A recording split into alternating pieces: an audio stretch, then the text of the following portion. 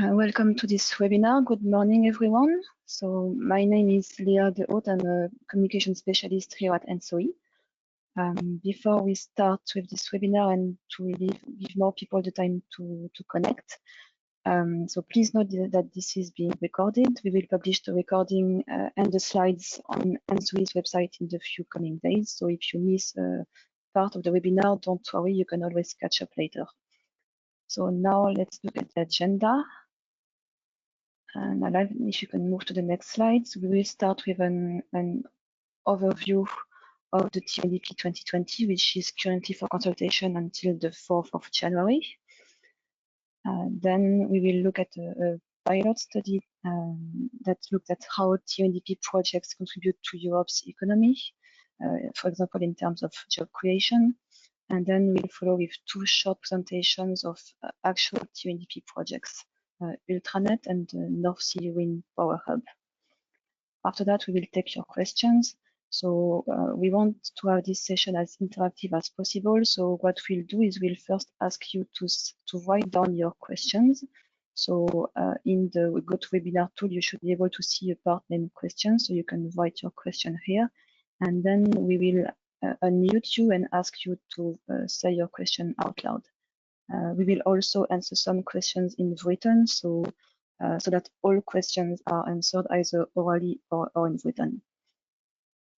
After the Q&A, which should be about 40-45 minutes long, we will move to the second part of this webinar, which is going to be about the TYNDP 2022. For this, we will use a tool called Mentimeter, so a free tool that you all have access to ask your views about the priorities for 2022. And then we will swiftly wrap up this webinar by 12:30. So without waiting any longer, let's move to the first part of this webinar, and I give the floor to Dimitrios Kraniotis from RTE. Yeah, good morning, everyone.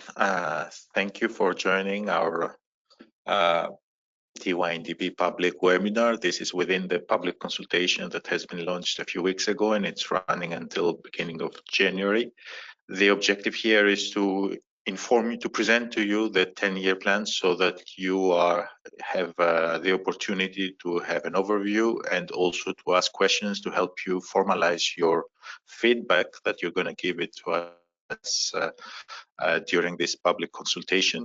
So please do not hesitate primarily to understand what the package is all about to help you have your opinion well drafted and well submitted to ENTSO-E, and we will of course welcome it and use it as far as we can. So you will have to bear with me for the next half an hour where I give you the overview of a huge package. First, I will start with a process where we were, where we are. It's very reduced. It's an enormous work that starts with the scenarios, which we have published in June 2020. Then the second step was the identification of system needs that was published in August 2020.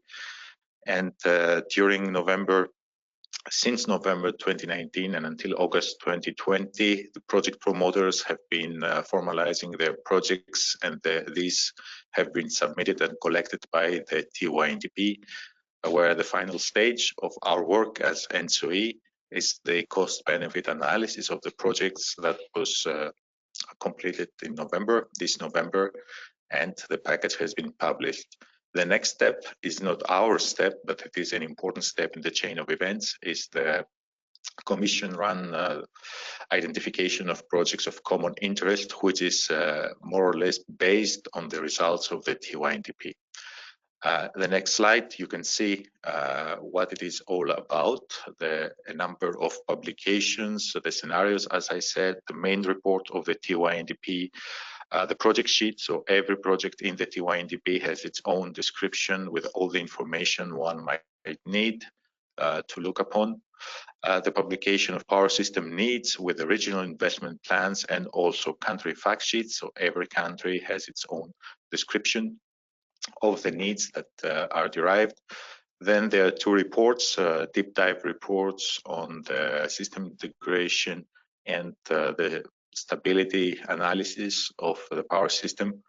and of course the cost-benefit analysis implementation guidelines, technical documents that give all the information needed to perform the cost-benefit analysis that accompanies each and every project. In the next slide, and forgive me when I go fast, but there is a lot of things to present. What has been improved, let's say, in the TYNDP 2020 compared to what we had in 2018 and before, because don't forget, this is a publication that happens every 2 years since 2009, and every 2 years we strive to have it improved in many ways based on your feedback and of course the opinion of ACER. So in terms of scenarios, we have introduced what we call a central scenario, which is aligned with national energy and climate plans. Of course, this has been an ongoing process at the national level, and we try to get the best information available at the time to have this alignment. We have COP21 compliance scenarios, so the scenarios that reach net carbon neutrality by 2050 according to the Paris Agreement. These are the top-down scenarios. And for the first time, we have used what we call an ambition tool, a tool that is actually helping us drafting these scenarios based on a carbon budget approach and ensuring that the emissions follow the trajectories to reach carbon neutrality by 2050. In the system needs part of the process of the TYNDP, we have studied this time 2 horizons, 2030 and 2040, and I will go more into detail for that later on.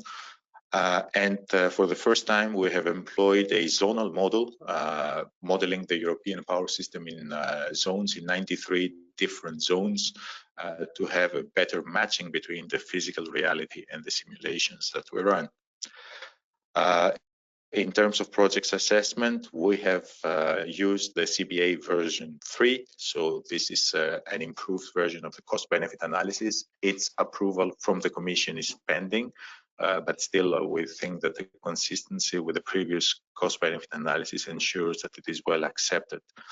We have introduced the concept of a central scenario, one scenario on which the bulk of the analysis is performed, while the other scenarios are presented more as sensitivities to this central scenario. This is to simplify, to make it more understandable, the 10-year network development plan, and more usable by those processes that use it later on. There is a new online projects library to facilitate access to information, data download tools, so that everybody can have the data in the format that is convenient for their own analysis. The cost-benefit analysis implementation guidelines I mentioned before, this is for maximum transparency, so that every engineer out there can see exactly what has been implemented in terms of calculating the costs and benefits of projects. And within the CBA, the cost-benefit analysis, the security of supply indicator, maybe the most demanding indicator in terms of modeling and simulations, has been greatly improved. In the next slide, please, I will just give a very brief overview of scenarios, knowing that these have been thoroughly consulted and they have been debated quite intensely in the last months. So the TYNDP is based on the 3 scenarios that have been delivered jointly by ENTSO-E and ENTSO-G. So that's a major breakthrough, that 2 associations of 2 different industries can manage to provide joint scenarios, not only consistent, but joint scenarios. The first one that we call national trends, the central scenario, as I said before, this has been aligned to the national energy and climate plans. The best knowledge we had of those plans by the beginning of this year. They, of course, made to achieve the targets of the EU 2030 energy and climate framework, so 40% reductions of CO2, 32% renewables, and 32.5% energy efficiency, and to be consistent with the Commission's long-term strategy of 80 to 95% CO2 reduction. That was the information at that point in time. Of course, we understand that these are to be updated, and our next scenario cycle is already commenced. And the consultation on our storylines is already running for the TYNDP 2022, and you're already invited to participate into this one as well. The national trend scenario is complemented by the 2 top-down scenarios, distributed energy and global ambition. these are COP21 compatible scenarios, so carbon neutrality by 2050, aiming at 1.5% increase in temperature with 66% probability. The difference between these two scenarios is the approach to the energy transition, more of a decentralized or a centralized approach to the energy transition. If we go to the next slide, well, it's coming. We have complemented also in this TYNDP, and this has been quite exceptional since there was no time to introduce the sensitivity in the scenario report. We have derived a new scenario, a new sensitivity scenario that we call current trends. This has been a decision of ENTSO-E based on very thorough discussions with our partners at Acer. This scenario reflects a slower transition. The main parameters were derived from the national trends, and they were focused mostly on having higher trajectories in coal and lignite and nuclear, so a slower phase out of these technologies and the slower injection of renewables into the system. This is to reflect a slower transition and to give information on how the valuation of the project is affected given that this possibility into the future. In the next slide, so for the 2020 scenarios, this is an overview of the installed capacities, solar, wind, nuclear, coal, wind, and batteries for all the three scenarios. This is mostly to look at the difference between the current trend sensitivity and the rest of the scenarios that have been known to you for quite some time now. And you can see in terms of solar and wind, the slower penetration of these technologies favoring more fossil fuels, less of a phase out of coal, and a kind of a slightly upper boundary for the nuclear generation. Going to the next slide. If we can see, again, we will not dwell upon the scenarios at this point in time because this has been debated quite long in the last months, but just to inform you once more that we have done a lot of things in order to facilitate your access to these scenarios. So you can visit the visualization platform on our website. The data is available for download online again, and if there is any other request, please do not hesitate to drop an email to the email address on our website, and help will come on your way. The website itself has a lot of information, and of course all the webinar recordings are available. The next step in the process, as I mentioned in the beginning, is the identification of system needs. So the system needs is focused on two horizons, 2030 and 2040. The answer we're trying to give is where is action needed to ensure continuous electricity access, and how to deliver on the climate agenda, how to reach the objectives. The two horizons are a bit different in nature and scope. The 2030 is mostly addressed to investors, policymakers, regulators, and other technology promoters to show where the gaps, where is the needs for the system for immediate investment decisions or investment projections. While the 2040 horizon is a more long-term, is addressed to project promoters and to TSOs. Primarily, it's an information that we give out that according to our projections, where future actions will be necessary and focus should be given. Compared to 2018, again, this has been a major improvement in terms of tooling and modeling.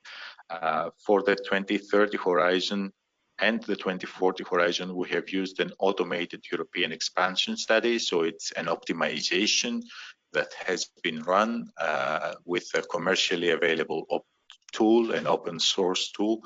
The 2030 horizon has been based on an NTC model of the system, because we strive to have consistency with the CBA, the cost-benefit analysis, which is already run on an NTC model for the 2030 horizon. while for the 2040 horizon, this time we have used a zonal model with 93 nodes to represent Europe for better accuracy of the result. These have been complemented with additional regional studies and regional studies.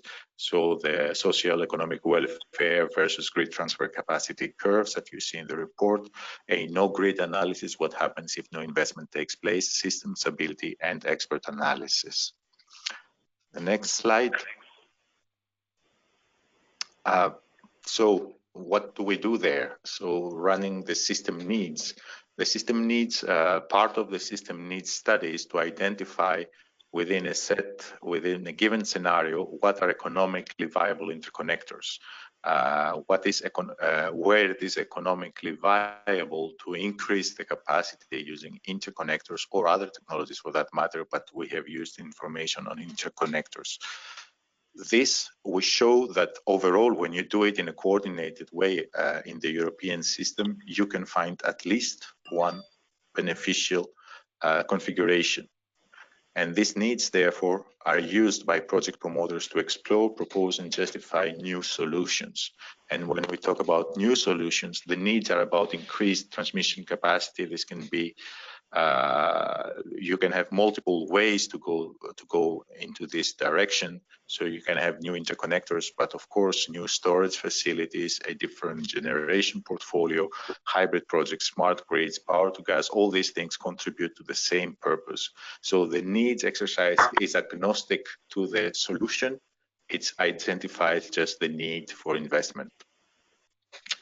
If we go to the next slide, a little bit more detail how this thing is run. So we start with a nodal market study. Then in order to derive a zonal network, a zonal representation of the network, nodes are clustered to give a meaningful representation of the flows into the system. We do have to use a reference grid as a starting point. So we do not start the analysis of the needs from the current grid configuration, but we project it in the year 2025. And maybe my next slide, I think, is on this one. And of course, the generation and load assumption have to be brought into a zonal configuration. The zonal market study 2040 and NTC market study 2030 are run. And in the implementation phase, we identify where the capacity needs to be increased based on the social economic welfare, and to be more precise on how to minimize system costs. This is the first step in order to derive the system needs. Why do we have a starting point different from today's? Because in such kind of an optimization, many solutions are possible. And when you start from a point where it is not realistic compared to where you expect to be, it may very well be the case that you find a local optimum and you stop there, your simulation stops there without looking further for a global optimum. So by starting with a plausible and realistic initial point in an optimization, then you have more chances of reaching a more realistic global optimum of the system. This is in a nutshell, and for those of you having running optimization problems, you know that even better than me. It's a critical point into such kind of an approach. So our identification of system needs three key findings. First of all, new solutions are needed throughout Europe. And I repeat once again, new solutions are not only interconnectors or transport capacity at transport projects, but it's also storage, generation, smart grids, and so on. All solutions contribute the same way in order to deliver the climate agenda. We need, on top of that, it's often neglected because the TYNDP is focused mostly on cross-border infrastructure, but new internal network reinforcements are absolutely needed in order to accommodate these new flows that we identify into the system. And also system flexibility, running out of sources of energy that can be controlled in an efficient way, system flexibility becomes a priority into the system, how to procure system flexibility from consumers, from generation, in order to maintain system stability. This is a challenge in the years to come. The third one is that we will need smarter planning in order to get to the next level of the offshore wind. Our analysis, our toolbox has demonstrated that according to the current methodology that we have been using, the current tools that we're using, the representation of what can actually take off the offshore grid is not adequate. So maybe our toolbox, not maybe, but certainly our toolbox need to be involved in order to capture these solutions in the offshore, in the seas, in order to deliver the offshore development that is expected. The main thrust of our work is being summarized into this slide. We have compared what we call the no action since 2020. So assuming that the 2030 generation and demand portfolio is superimposed on the 2020 grid, and then what happens when this optimal grid is being delivered. And this optimal grid represents roughly 50 gigawatts of new capacity increases in the borders. Talking in terms of transport infrastructure, this represents 1.3 billion per year investments, and this delivers 4.9 billion per year system cost reductions. So it's an investment that pays off quite rapidly. We have compared this thing also to the theoretical copper plate configuration, where there are absolutely no limits in the transport of energy throughout Europe, and you can still see that our distance from this very theoretical optimal is about 2.2 billion per year gain. This is for the 2030 horizon. For the 2040 horizon, in the next slide, the numbers are a bit more significant, and that's because if you see in our scenarios, the taking off of renewables is even more significant in the second decade. And you can see that 3.4 billion per year investment for 93 gigawatts of new transmission capacity in Europe can deliver 9.6 billion per year social welfare to European citizens. And 4.1 billion euros per year is the distance to the theoretical copper plate. So this demonstrates that there is a optimal configuration into the grid for the future that can actually deliver the big chunk of the benefits we may anticipate. To be more concrete, in the next slide, you can see where this thing is coming from. These numbers, where do they come from? They come from the price convergence between countries. In the no action map, where no investment takes place since 2020, you can see the marginal prices throughout Europe. And of course, in this map, you cannot see much, but you can get a feel about where the marginal price differentials, this is what drives cross-border infrastructure, remains higher than 10 euros per megawatt hour. So you have a large number of borders where this is evident. And with economic needs grid on the right-hand side of the right map that you have in your screens, you can see how the situation evolves and how the marginal prices get closer together from country to country. And this is an indication of market integration in Europe. And of course, you can still see that some marginal prices remain high. This is because, I repeat again, our toolbox considers transmission infrastructure with a certain cost, and this certain cost prohibits further investments to be economically efficient. That means that other solutions need to be looked upon. And then in the next map, the second driver for these numbers is the renewable integration. Yes, one more. I think we should go to the next map. Yes. So this is where we show the curtailed energy in the 2030 and 2040 scenarios. In 2030, the economic grid configuration that we propose results in saving 47 terawatt hours of renewables every year by 2030 when building the grid, meaning that this energy would have been curtailed without these new investments.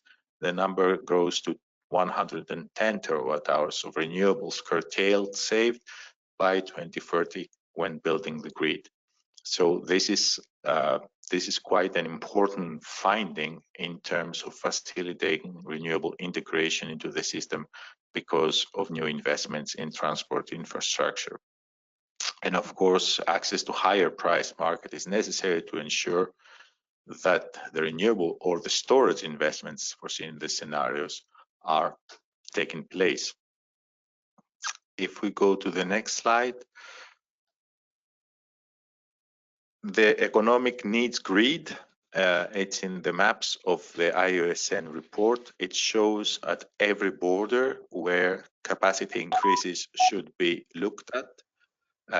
This is on top of the 2025 grid. So this is not what needs to happen from today to 2030, but what needs to happen on top of the 2025 reference grid that we have into our system.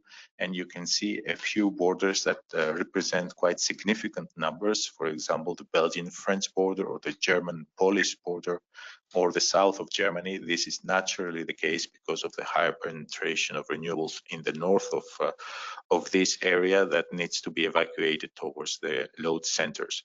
But of course, throughout Europe, you can see a high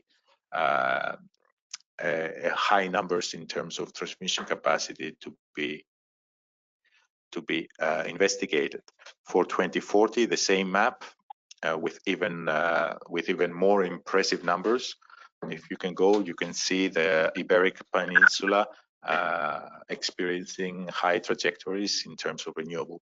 In terms of renewables, you can see the Pyrenees with 5,000 megawatts extra capacity needing to come into the system.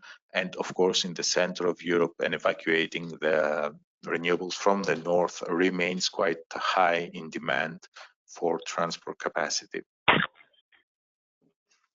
If I go to the next slide, and I'm being a bit wary of the time, maybe I should accelerate much more. This new world that we're entering with variable renewables, with a high number of HVDC connections and power electronics into the system, means that the inertia, a very natural characteristic of the power system so far, is being diminishing. Diminishing inertia provokes a lot of issues in terms of the system stability, and therefore this is a challenge that we need to face. And I would invite you to look a little bit more into the Vision 2030 publication of ENTSO-E, where we explicit this information, and of course also our deep dive, our insight report on inertia that we have accompanying the TYNDP package. Maybe I should skip this slide for the sake of time and move on. If I go to the next slide, please. The system needs in the project sheet. So every project is supposed to be addressing a certain system need. These system needs have been codified in the way you see in your screens. So infrastructure needs are for addressing system adequacy, for mitigating the risk of power failures, improve the system flexibility, or enabling the connection of rest. There is a list of infrastructure needs that every project in the TYNDP is assigned to the major needs that a project is to be addressing. And this is the information that you will find in the project sheet of every project. In the next slide, I really want to make time to talk about the last ones. This is the last information on the IUSN report that we put out. We have on the original basis, we have calculated what we call the social welfare versus grid transfer capacity curves. How, by increasing the grid transfer capacity by 1 megawatt, will increase social welfare in a set of boundaries around Europe, critical boundaries that they have been identified by experts, TSO experts. And you can see that these graphs are quite talkative about how transmission infrastructure increase social welfare. And of course, the interconnection targets, the 15% target that has been set for every member state, has been decomposed in a number of indicators according to the interconnection target expert group. And this information is also very visible into the report of system needs. Going further, transmission, the last phase of the TYNDP is the assessment phase for transmission and storage projects. First of all, in terms of transmission projects, our portfolio consists of 172 overhead lines, AC. The vast majority, of course, is AC and 1 DC. There is 49 plus 9 subsea cables. The vast majority in this case are DC cables, 49 substations, 26 underground cables, and then there is other technologies like phase shift transformers, CCS, and so on. This is a composition of the project portfolio. In the next slide, you can see the same for storage. The vast majority is pumped hydro projects, 19 of them, compressed air energy storage, electrochemical, and of course we have one pilot project cross-sector between gas and between hydrogen and electricity. I think it's in France, one very interesting project that I invite you to look at it, to look at its project sheet is quite interesting. The per commissioning year, again, for transmission, it seems quite natural. Most of the projects are to be commissioned in the next 5 years, and then it's a declining curve until after 2035.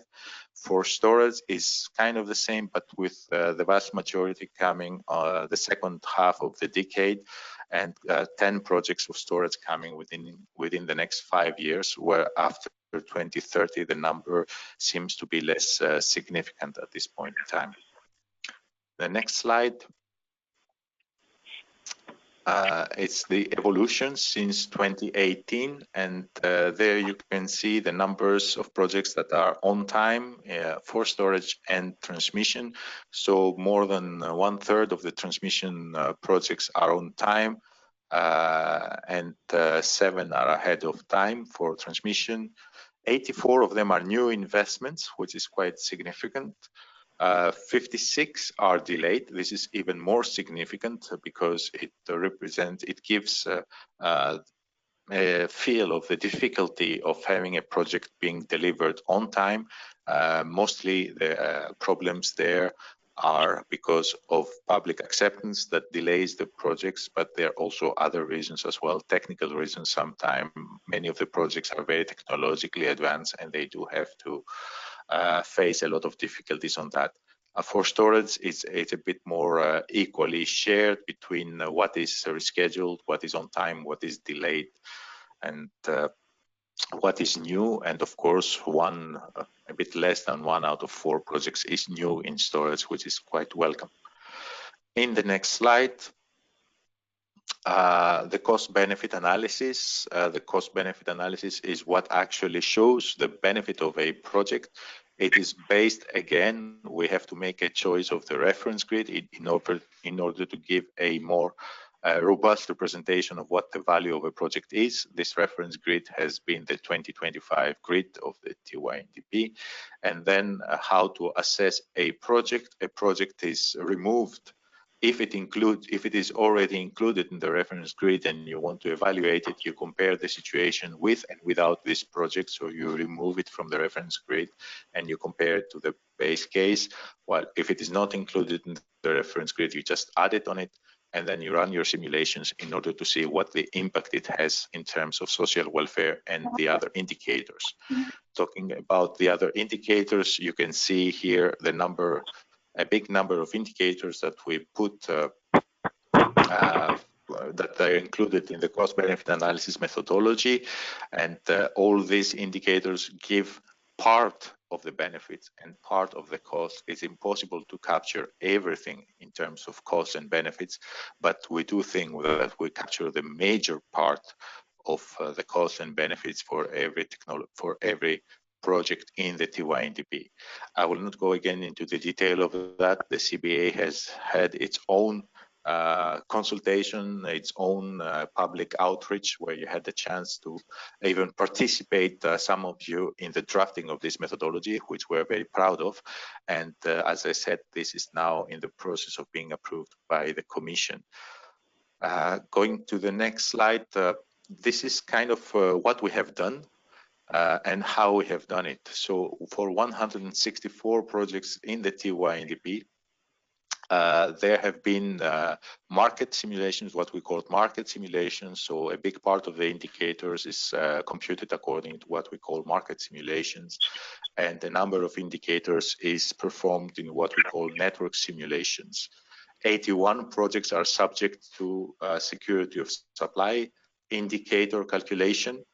Why 81? Because this is an expensive in terms of resources simulation, and we had to filter those projects that actually we do expect them to have value in terms of security of supply, or value that can be revealed according to this indicator in terms of security of supply. So 81 projects have been computed. Overall, every simulation is conducted for the entire continent for 1 year. That's 8,700 hours. In total, we are talking about 1 million instant renderings of the European electricity system. This is 30% more than the TYNDP 2018, and this kind of gives you a feel about how monstrous the assessment phase of the TYNDP is, and the analysis thereof of all this information. It's quite a huge task that has been performed by tens of experts within ENTSO-E.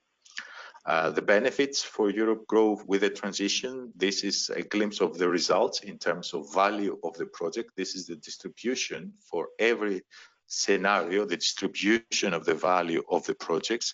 And you can see that the mean value is around 100 million euros for the distributed energy. So at the average, a project brings 100 million euros of benefit, social welfare, into the system.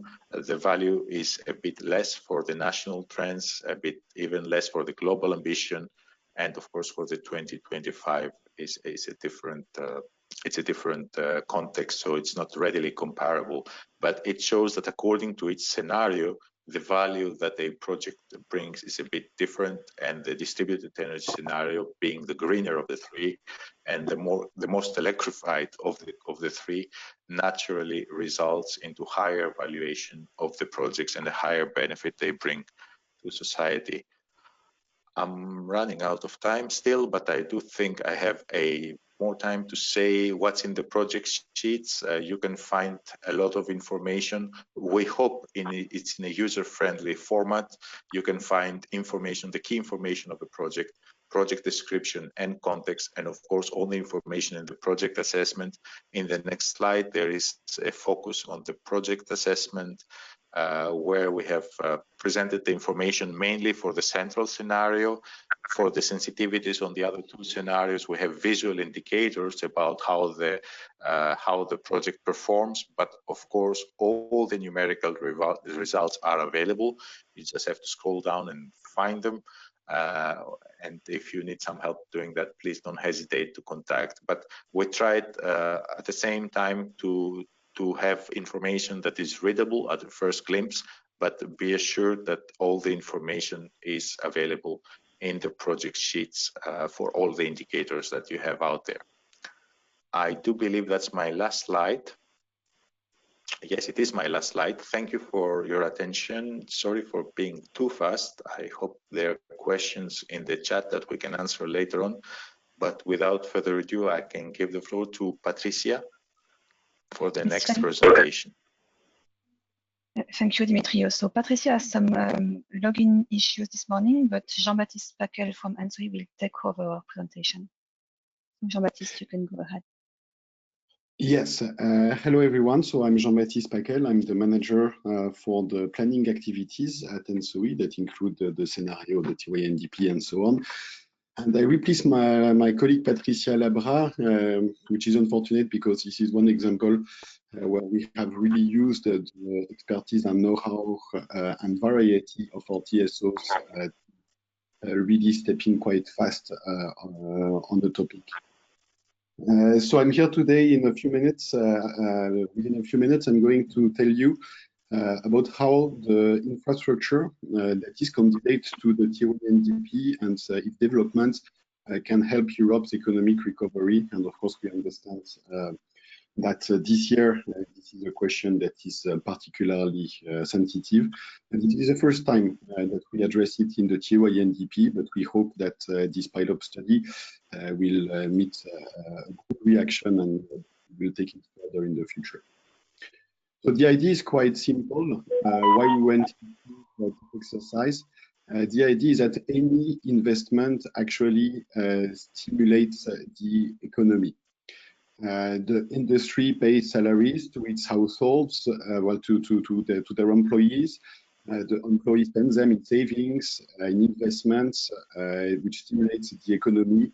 They pay taxes. The taxes also put back into the economy. So this is an economic cycle, and the injection of investments will stimulate the economy. So we wanted to have a bit more quantified information about this simple idea. How much do investment actually stimulate the economy?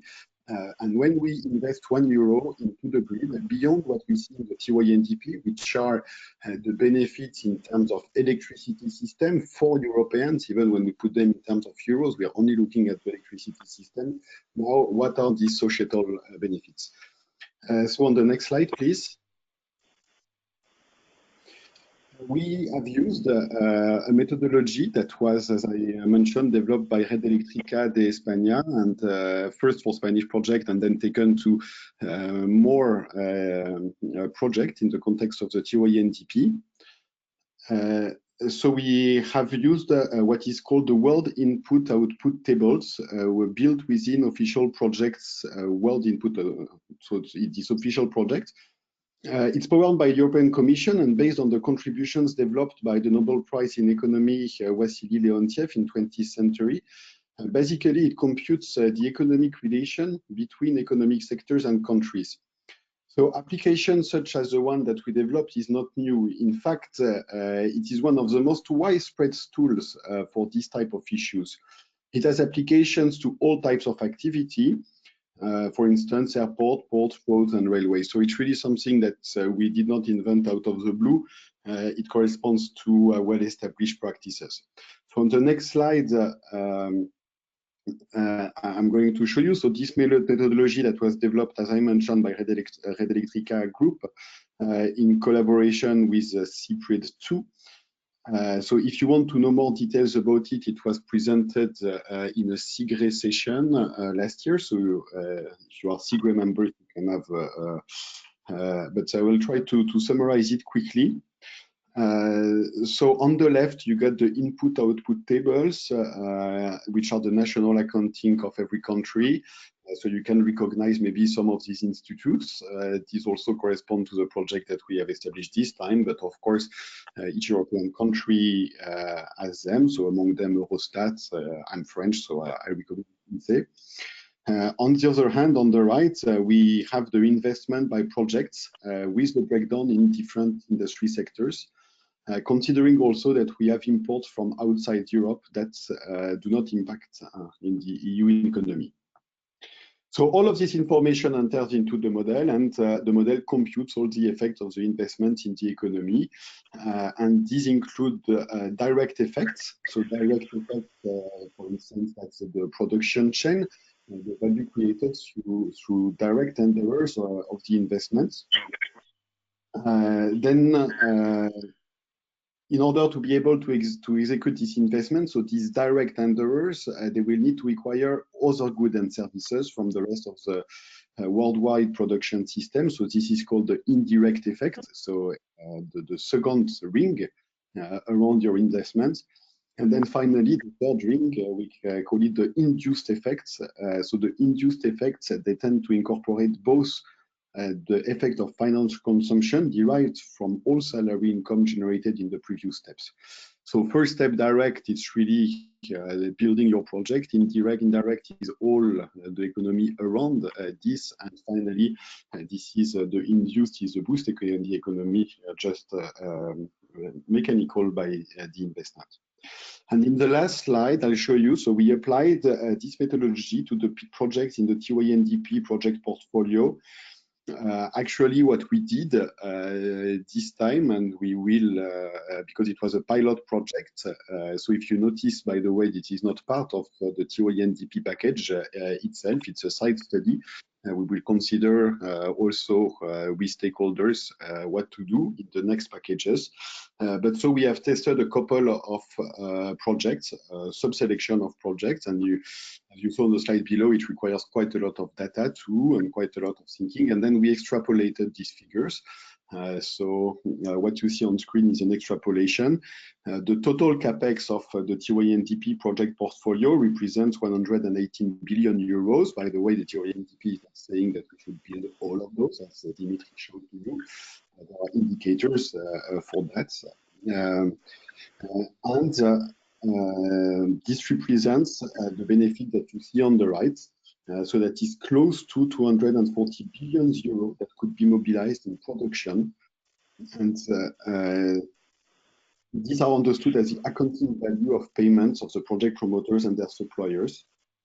The European Union gross value added in terms of GDP could increase, even boosted by more than 100 billion euros. We've accounted 1.7 million jobs that could be ensured. So of course, full jobs and local jobs. And that means that in reality, a lot more people could be impacted by that. And finally, the public administration revenues through tax collection could reach about 45 billion, which is also not negligible. So these are all social and employment side benefits of our project. They are not the primary benefits, energy benefit that we look in the TYNDP. But when we speak about investments, these are extremely important to consider. So I'm going to stop there. Thank you very much for your attention. I hope Patricia manages to connect to answer to your questions. And I will now lead the session.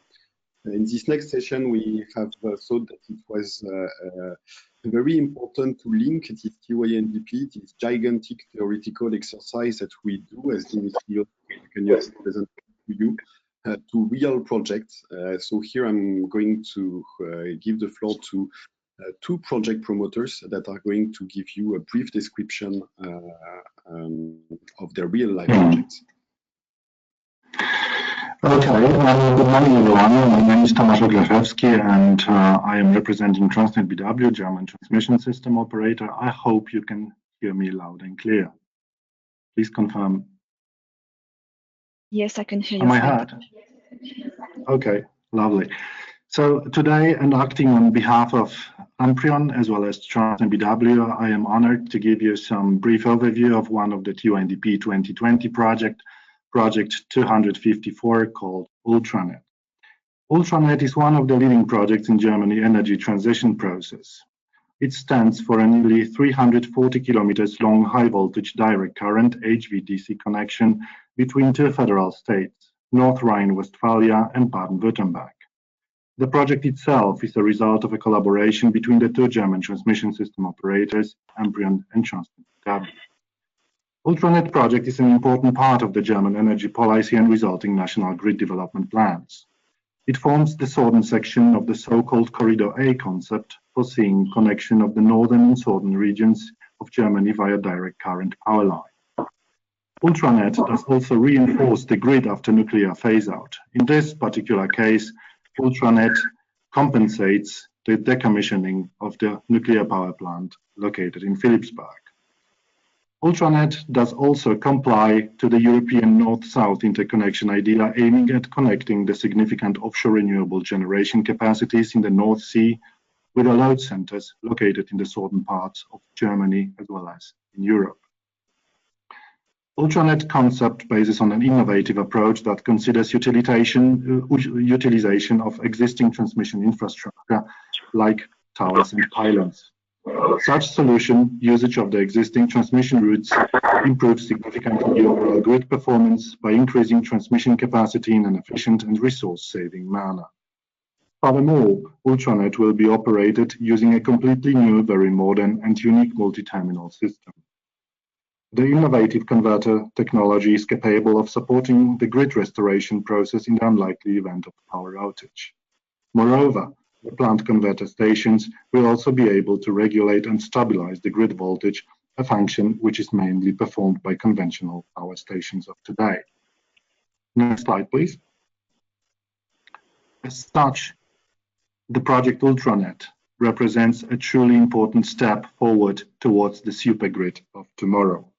As all innovative technologies, especially in the early development stages, also Ultranet has caused a certain level of social anxiety among the people directly affected. Although it is considered as an important milestone for Germany's energy transition, it is still lacking broad support and acceptance, even though the project developers, Amprin and TransnetBW, have been continuously cooperating with the local communities and authorities in order to work out the most convenient solutions. Despite those considerable efforts and intensive engagement towards public acceptance, Ultranet still confronts many permitting difficulties, resulting in significant project implementation delays. It is therefore that Amprin and TransnetBW are convinced that only a strong and transparent European political support, complemented by an appropriate legal framework, could successfully facilitate the current impediments and accelerate implementation of innovative projects like Ultranet, so they could start serving the society as soon as possible.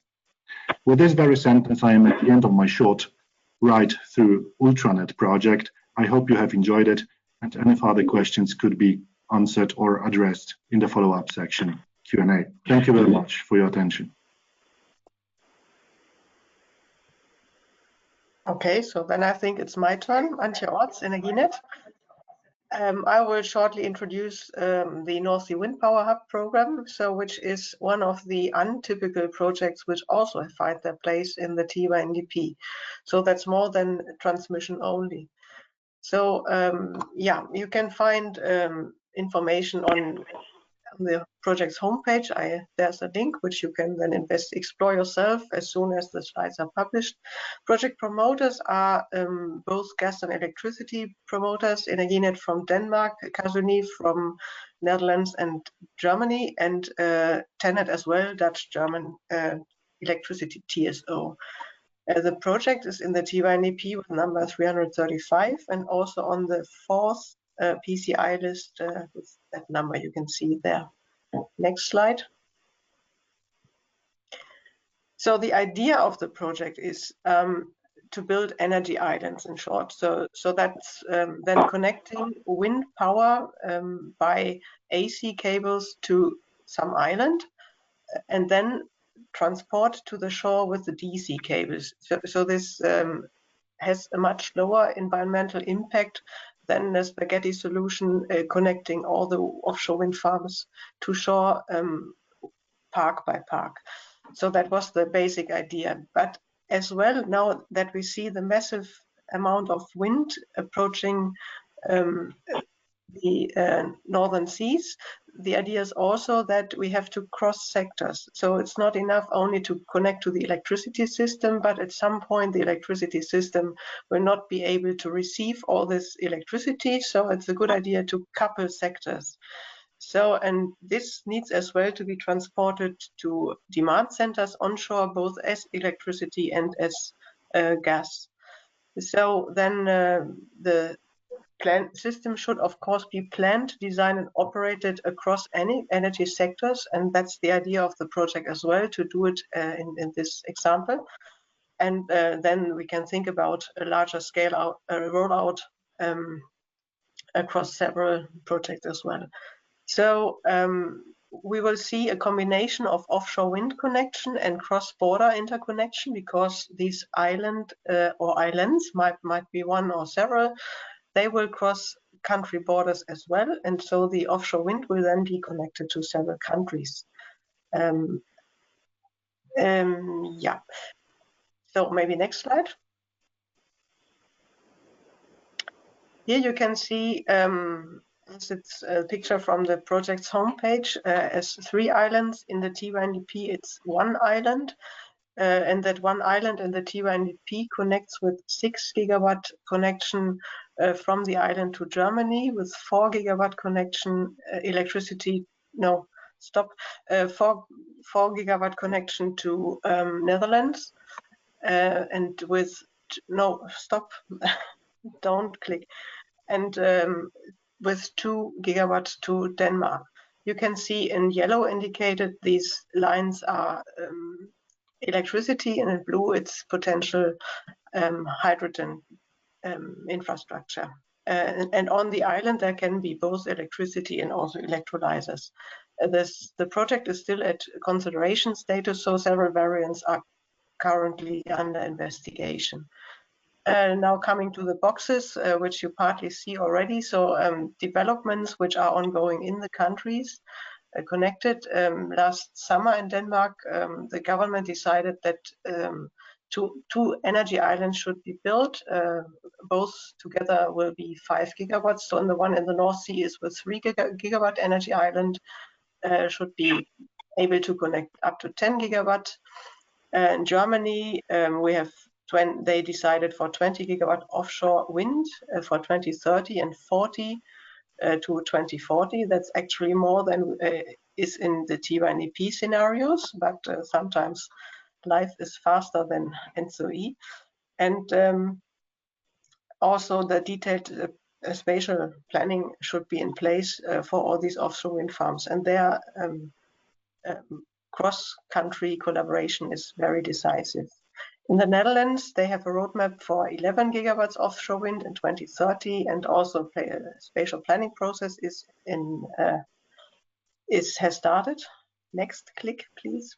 The European Commission, in the meantime, does not only prepare the offshore wind strategy, it has been published already last week, I think it was. As I said before, the North Sea Wind Power Hub is on the 4th PCI list. The 5th list is currently being invited.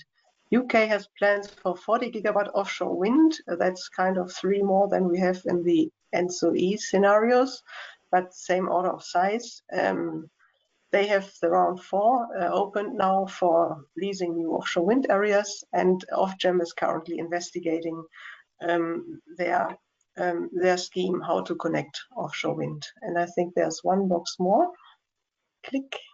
Yeah, North Norway as well looks at offshore development in areas which are close to the Danish border. I think my 5 minutes are over. Thank you. Thank you very much, Antje. So now we move to the Q&A part. So a few of you have already asked questions in the questions tool, so please do not hesitate to ask many more questions. There are not that many so far. I will start with a question from Ivana Yakovlevich. Ivana, I will unmute you now, and you should also unmute yourself on your side so that you can ask your question.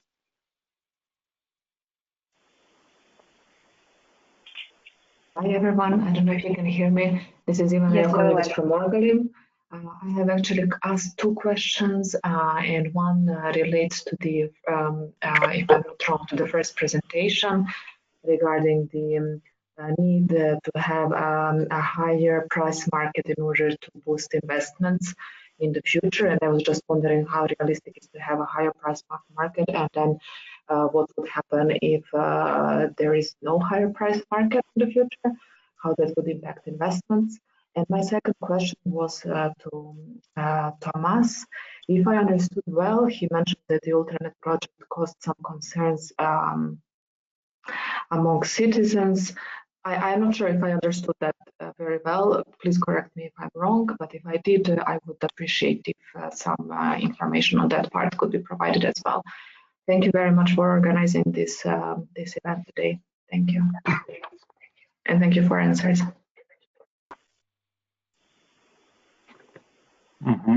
So I think I need to take over at the moment, right? Yes, please go ahead, Thomas. We'll start with the question on Ultranet. Okay. All right. So we have a very particular situation in Germany.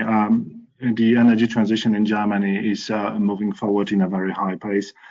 And of course, the society is quite overrun by numerous projects which we are wanting to realize. We are not talking only about the transmission projects. There are also a lot of projects on distribution level, because we need to strengthen our grid also on the distribution level. And society is quite uncertain what the future would be if all what we are planning is simply correct. And this is a startup approach from the psychological perspective. If you are talking about something new, and HVDC lines, they are quite new technology, there are a lot of concerns, mostly provided by the NGOs who are very active in the area, and spreading messages like cancer creating HVDC lines, or cancer causing HVDC lines, and we need to engage public acceptance even more to clarify sometimes really silly questions. But nonetheless, with the Ultranet, the problem is quite not understandable, because we are using existing infrastructure. And this is a general opposition in a German society. You cannot explain it per se. Others then, if there is something new, first reaction would be, I say no. There is no reason behind this public opposition towards Ultranet, because Ultranet, as really one of the few projects, is simply using the existing infrastructure. So we are not building anything new. We are using what we have, and but this is a general approach. I can't tell you anything more because there is no reasonable answer to it. I am an engineer. I understand what we are building, but probably the society, they are just saying, they are going to build funny lines. And we are not sure what they would cost in the future. Thank you, Tomasz. So, Ivana, I hope this answers your second question. And on your first question, Lea, I should take it. Okay. Yeah, I can take it since it was on my presentation. And I should start by saying that the purpose of electricity network is to add value on every component of the energy system. This is what the network does. It mutualizes resources, and by mutualizing them, it adds value onto them. We do not create electricity, we do not create storage, we just add value to existing equipment. So how do we do that? One way of doing that is not creating high market prices, but giving access to renewables or to storage or to whichever generation to areas where market prices happen to be higher at certain points in time. This is what we mean by higher prices. The network gives access to those investments to higher market price areas, and therefore increases their profitability and the chances of investing into these technologies. That was the message on this slide that you're referring to, and I hope this answers your comment.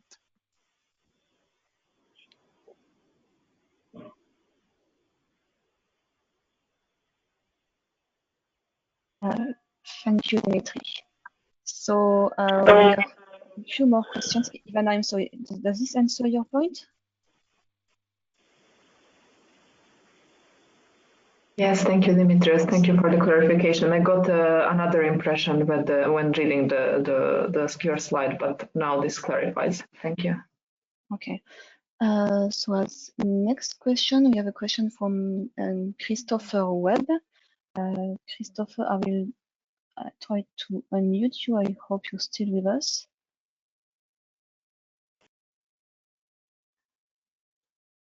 Yes, now you should be able to unmute yourself on your side and to speak and to say your question out loud.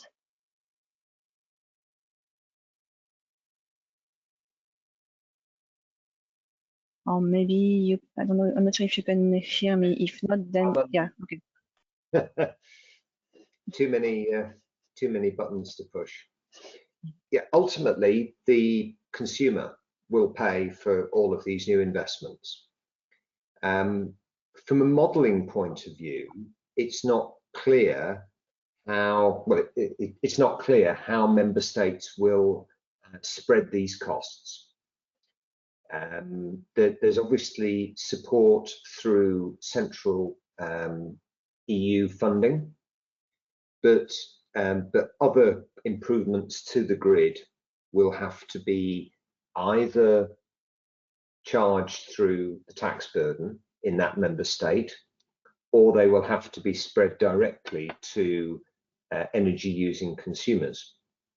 And different member states currently do different things. Some allocate that cost much more towards domestic residential consumers.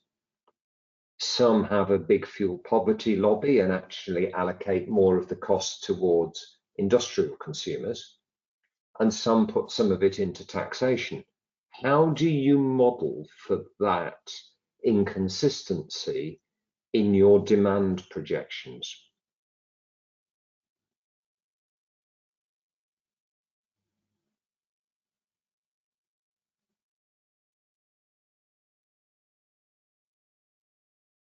Thank you. So I think we have a slide that partly answers this. Just asking my colleagues who feels like answering this one.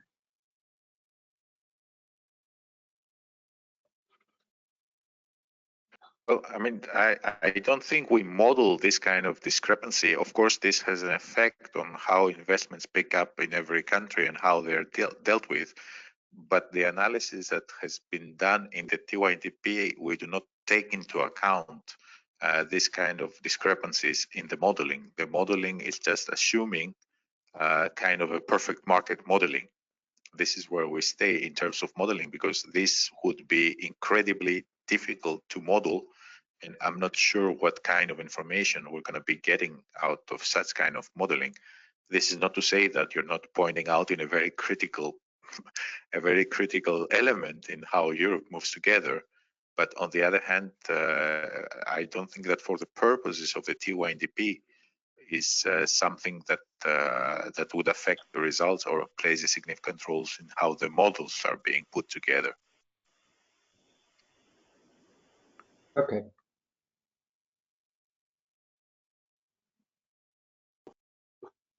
Thank you. So I will move to the next question. Question from Angelo regarding the extension of the TYNDP perimeter. Angelo, I will unmute you in just 1 second.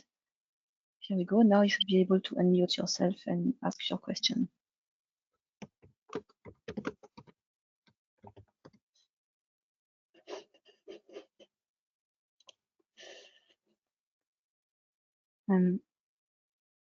Angelo, can you hear us?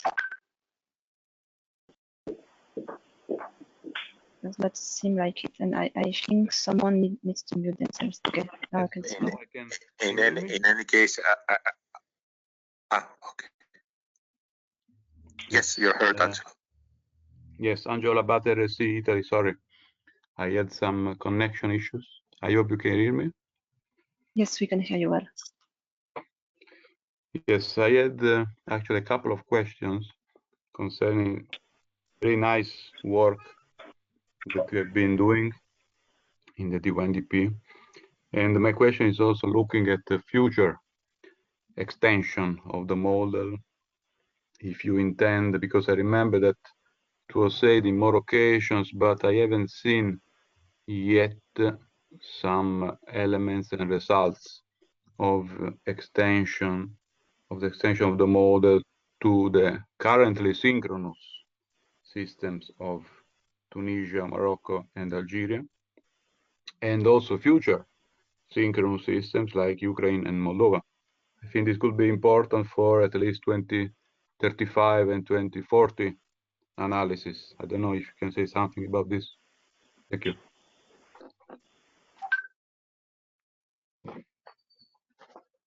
Thank you. So maybe this is a question for our modelers. Andre, maybe do you feel like taking it? Yes, hello, good morning. Here we have a couple of aspects that needs to be tackled for this question.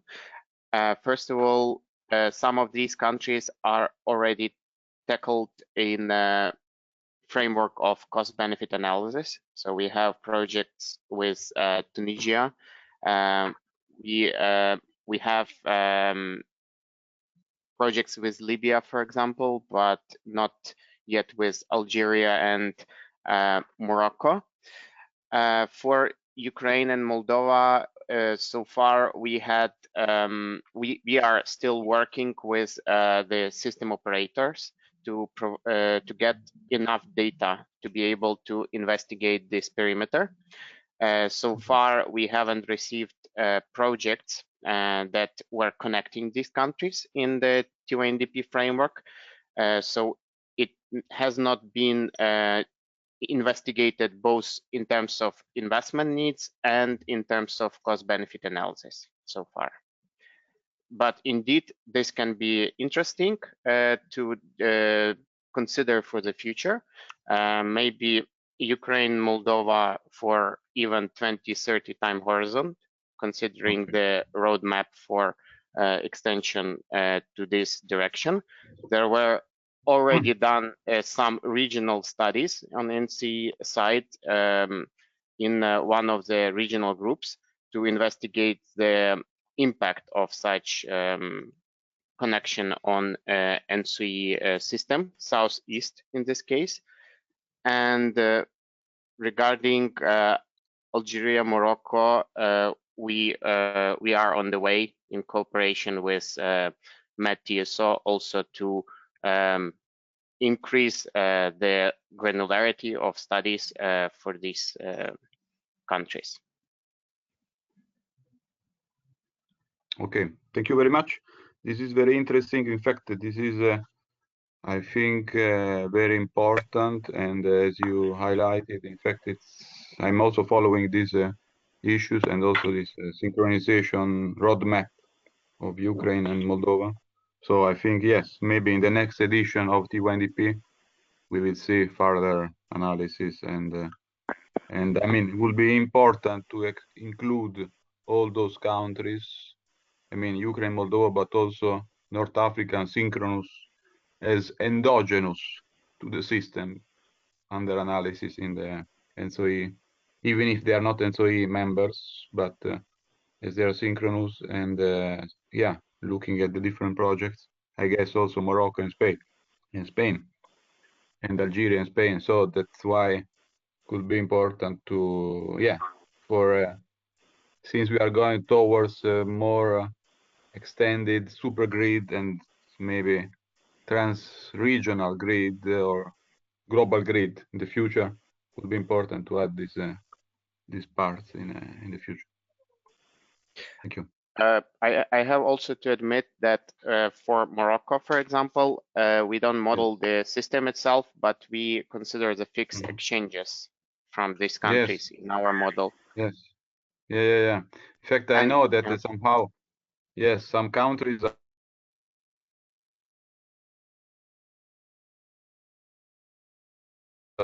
inject.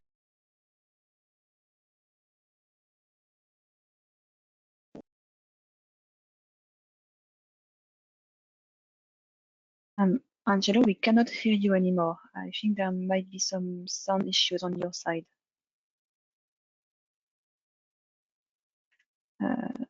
Anyhow, I think your question was answered. I do not see. Oh yeah, no, there is just one more question who popped up just now. From okay, I'm going to mispronounce your name, most probably Yunbeom Kim. So I'm going to look for you and try to unmute you so we can take your question right now. This might be the last question we have time to take orally, but we will seek to answer in written in case we cannot take any further question. Okay, now you should be able to speak and to ask your question.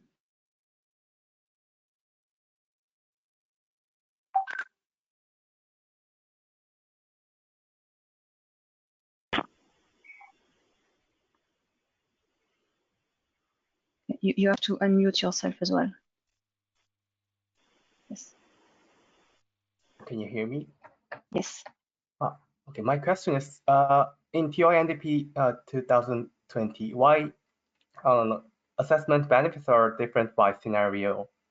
For example, in global ambition or distributed energy scenario, the grid losses is not considered as benefit. I just wonder why this framework is different by the scenario. Thank you. Thank you. Maybe Dimitri, I guess this is maybe a question for you. Yes. So for this TYNDP, we have made the choice, and it's subject to your feedback, of course, because we will be very interested whether you agree or you do not agree and you would request something different. So the choice has been made in this TYNDP to have one scenario as central scenario. What does this mean? Is that the analysis of system needs is done on this scenario, and the cost-benefit analysis is thoroughly done, meaning including the losses calculation that you're referring to only for this scenario. This is to facilitate the next step, which is not in the hands of ENTSO-E, it's in the hands of the Commission, which is the identification of projects of common interest in the application of Regulation 10E. We thought that simplifying the information would facilitate this process. Of course, by giving maximum visibility on what are the benefits of each project for this central scenario. As I said, the global ambition and distributed energy scenario are sensitivities. There, the main objective that we have is to depict how robust the benefits are when you're looking at different scenarios, more ambitious or less ambitious according to the target, to the angle by which you see them. So that's why we focused on those indicators that give that are, let's say, more robust in terms of calculation, and they are cheaper in terms of calculation. Running network analysis on the other two scenarios is an incredibly big effort, and we thought that the information that it gives is of less relevant importance to the decision makers when they estimate how valuable a project is. So you do have the central estimation, the central scenario, which is based on member state policies, and then the top-down scenarios give for those indicators a feel of how robust this evaluation is. The grid losses is a very different indicator. It's highly dependent on the modeling, on the network. It's much more detailed. It's much more expensive to calculate, and that's why it was left out of the analysis for this TYNDP edition. As I said, this is a choice that we made, and of course, we would be very interested for your feedback on this one. Thank you very much. Thank you, Dimitri. Thank you, everyone. So I think now is the time to move to the second part of this webinar. So the part on the TYNDP 2022. So I will give the floor now to Jean-Baptiste Paquel and Guillermo Aireosa, who will lead this session, including some critical points. Perfect. Can you hear me? Yes, very well. Yes, perfect. So hello from my side. My name is Guillermo Aireosa from the TSO Amprion. And I want to start by saying that in the dynamic T1DP world, we start shaping, planning, and assessing certain aspects of the next cycle before the current cycle is actually over. And this is what we are going to be doing and talking in the following minutes. And to make it somehow more interactive, we would like everyone here to go to our favorite voting app, Mentimeter. And this is by going to menti.com and entering the following code on screen. The idea would be just now to start with a test question to check if everyone is doing all right with the Mentimeter. And for that, I would ask to open the Mentimeter presentation.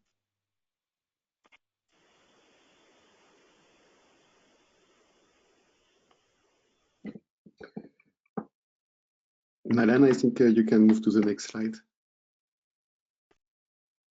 Yes.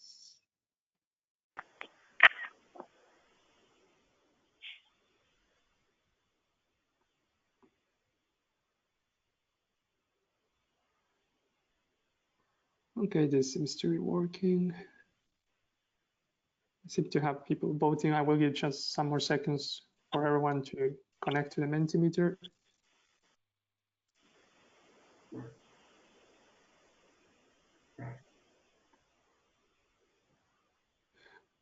Okay, perfect. That would be enough. So maybe we can move to the next slide, to our first topic. Well, first we have prepared a small question for us to try to use the tool. So it's a quiz. You should try to answer it as fast as possible. Let's go on. So here is the question: the EC strategy on offshore renewable energy, which was produced last week and mentioned earlier by our colleague Antje, and you need to answer. It was a little bit fast. But the majority of you got it right. Congratulations to those who could read really, really fast. The next questions will not be so stressed in terms of timing. That's true. So for our first topic is about the use of scenarios and time horizons in the upcoming T1DP cycle. And as we know, the T1DP process has shown that scenarios have to combine different expectations along their time horizon by supporting infrastructure project assessment, analyzing investment needs, but also illustrating the shape of prospective energy systems. And in parallel, there is an expectation that the short-term time horizon reflects existing trends and legislation, while moving on the long-term scenarios should be compliant with the EU policy goals, and this including the European Green Deal, the Paris Agreement endorsed by the EU and the member states. So scenarios as well have different uses throughout the T1DP, as Dimitri was saying previously. For instance, the central policy scenario, national trends, has been employed for the system needs analysis and a full CVA calculation, whereas the other top-down scenarios, global ambition and distributed energy, have taken more of a sensitivity role in the current T1DP. But now looking at the next T1DP scenario horizons, for both 2022 and 2025, a best estimate scenario will be developed using, again, bottom-up data from TSOs and reflecting current national and European regulations, whereas in the longer-term goals, starting from 2030, will be covered by 3 different scenarios, reflecting increasing uncertainties towards 2050.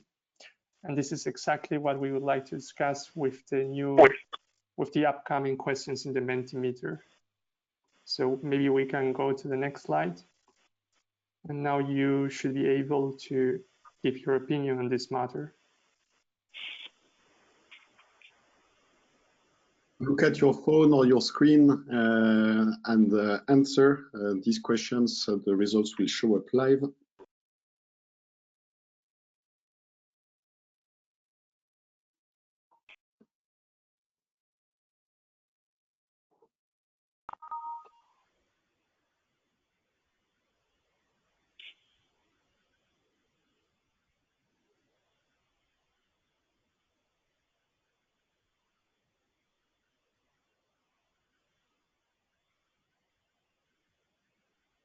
And of course, you will have the opportunity to discuss right away. So if you feel strongly in one way or the other, please express yourself. And also, very importantly, and we will repeat that to you afterwards and give you the details, but express yourself in the consultation tool. It's the best way to make sure that your comments and your views are registered, are answered, and frankly, they end up getting quite a lot of weight. So we know that it's that your time is very valuable and precious, and that is why we really commit to taking these consultations very seriously.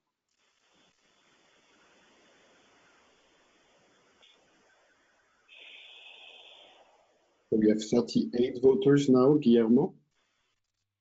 Yes. So maybe if there are any questions right now showing up, we could start answering. Otherwise, we see for the most strong agreements on the role of COP21 scenarios for light needs and CVA analysis, as well as the concept of the central policy national trends for the 2022 as well. But maybe someone could start join the questions or have? Maybe we can go to, of course it's not a vote, it's a way to animate this discussion. I see a quite split audience, so I hope that we get contributions into your views. Do you think that the central scenario is a good idea? Yes, no, why not? And so on. Don't hesitate to express yourself. But first, I think the next question. Sure.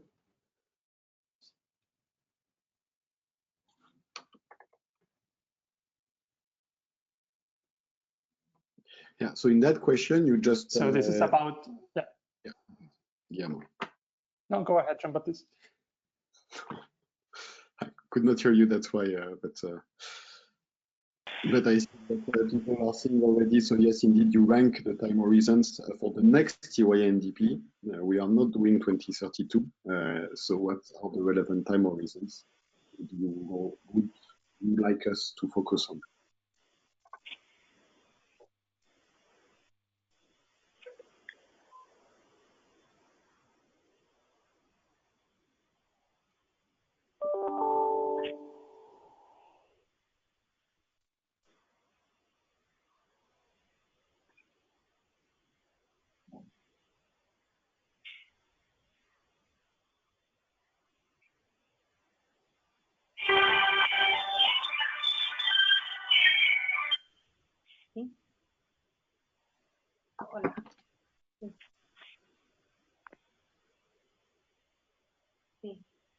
Okay, this seems to be stagnating towards 2030, so maybe we can move to the last question. I think there's one.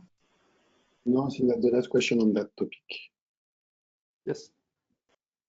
That's yeah, but maybe we do the discussion first on that specific topic before moving to the next one.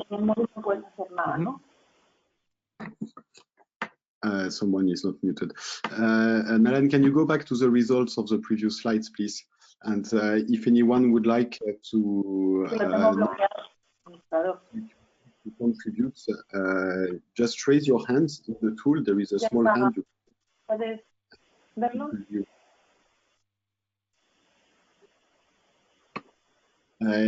And or you can also write your questions into your discussion. So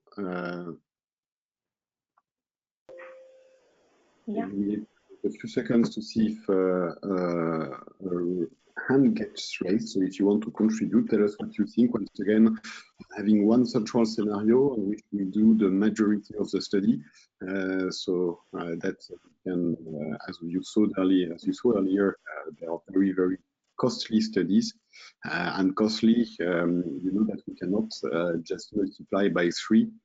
You need to have the right experts involved. You need to have the regulators that look at your production. You need to have the stakeholders that are able to integrate what we do. So we don't think it would be a good idea to multiply by 3 the size of the TYNDP, even if we could do it. And this is part of the reflection. The current trend is also do we need a scenario that is lower? With a lower energy transition, a slower energy transition.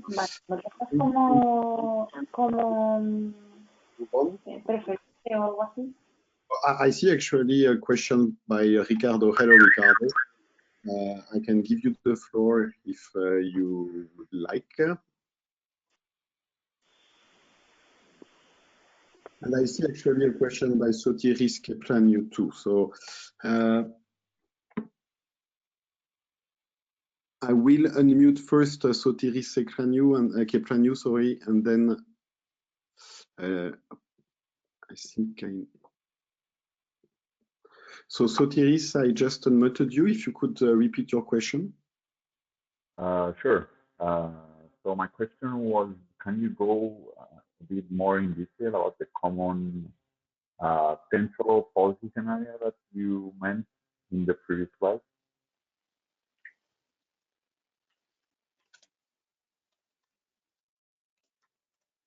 Yes, okay, so I think I can take this question. So indeed, we did a central policy scenario. There are two sides to this story. First of all is the concept of a central policy scenario. So we don't look equally to all scenarios. As I just mentioned, it is also to help us better streamline the TYNDP. And to better serve the PCI exercise as well.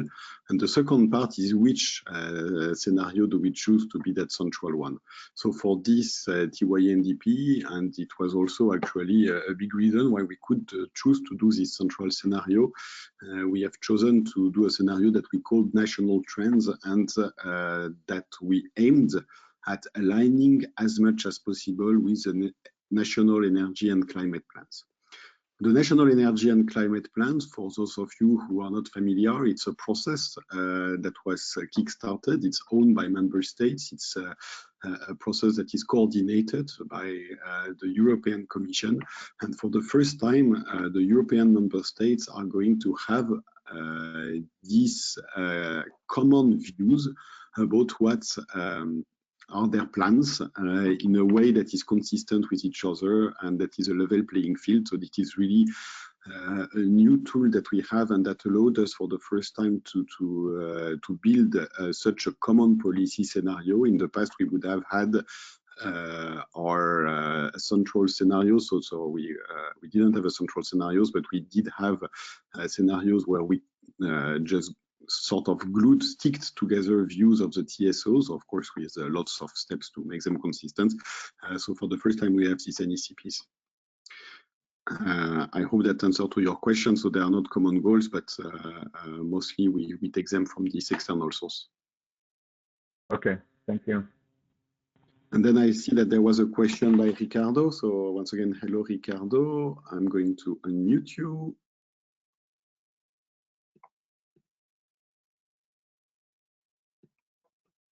Yes, Ricardo, you can speak, but you have to speak first on your unmute button.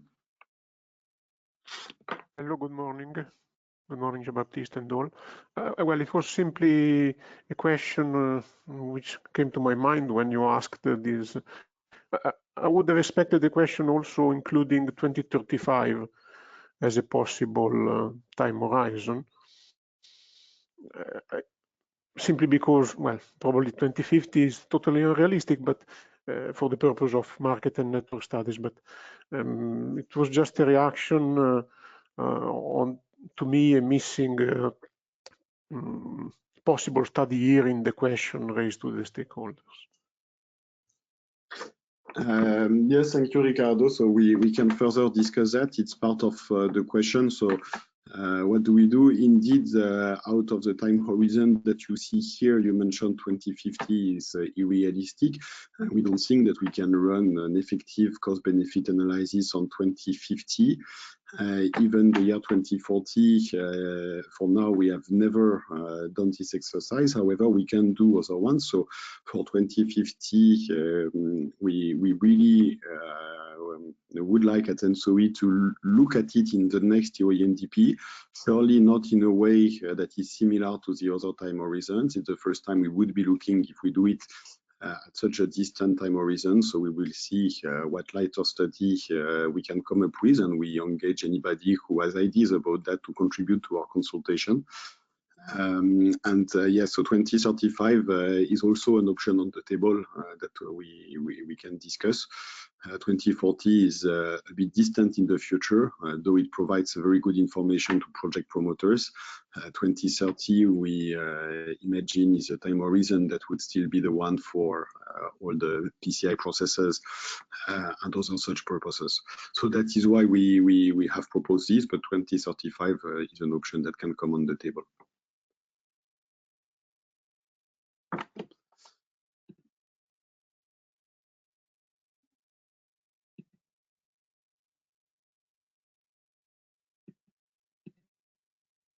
Okay, yeah, and I see actually there was a very similar question by Angelo Labate, so I think that answer it. I don't see any other question on that topic, so I think we can move to the next one. So the next topic for 2022 We at ENTSO-E, we are aware of the very important role that the TYNDP plays in providing a level playing field to understand the value of European infrastructure. Sorry, Jean-Baptiste? Jean-Baptiste? Yes. Hello? Yes, sorry, I felt it would be fair if I come back to Ricardo's question because it's quite important. And I do think his question was, the first part of the question is why in the consultation you don't have, and I think you're right. I think we missed it. That's the first thing. The second one is why we missed it.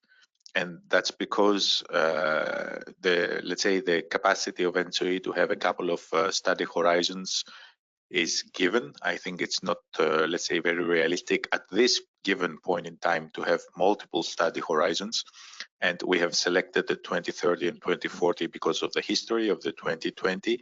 But for your information, this is where I was getting at to complete the answer of Jean-Baptiste, is that stakeholders in previous webinars, they have been insisting on the 2050 time horizon, especially to take into account any possible disruptions into the system, which would render investments, stranded investments. I think that was the concern that was raised on the 2050 horizon from stakeholders.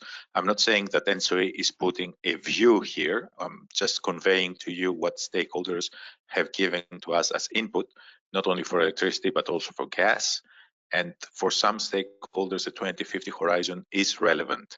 And for us, the purpose here is to get the feeling of a larger panel, including you, of course, and this will be discussed further with ACER and the Commission, of course, together to see which are the most relevant horizons. So yes, we skipped the 2035. Maybe we shouldn't have had the 2050s there because people have been requesting it. That's only, I wanted to complete the answer of Jean-Baptiste. Thank you. Thank you, Dimitrios. So the next item that we thought were most important to discuss with you and to consult directly with you, once again also with a view to help you structure your responses to the public consultation. We hope to have elements about this. As I was saying, the TYNDP has a very important role to play in the European governance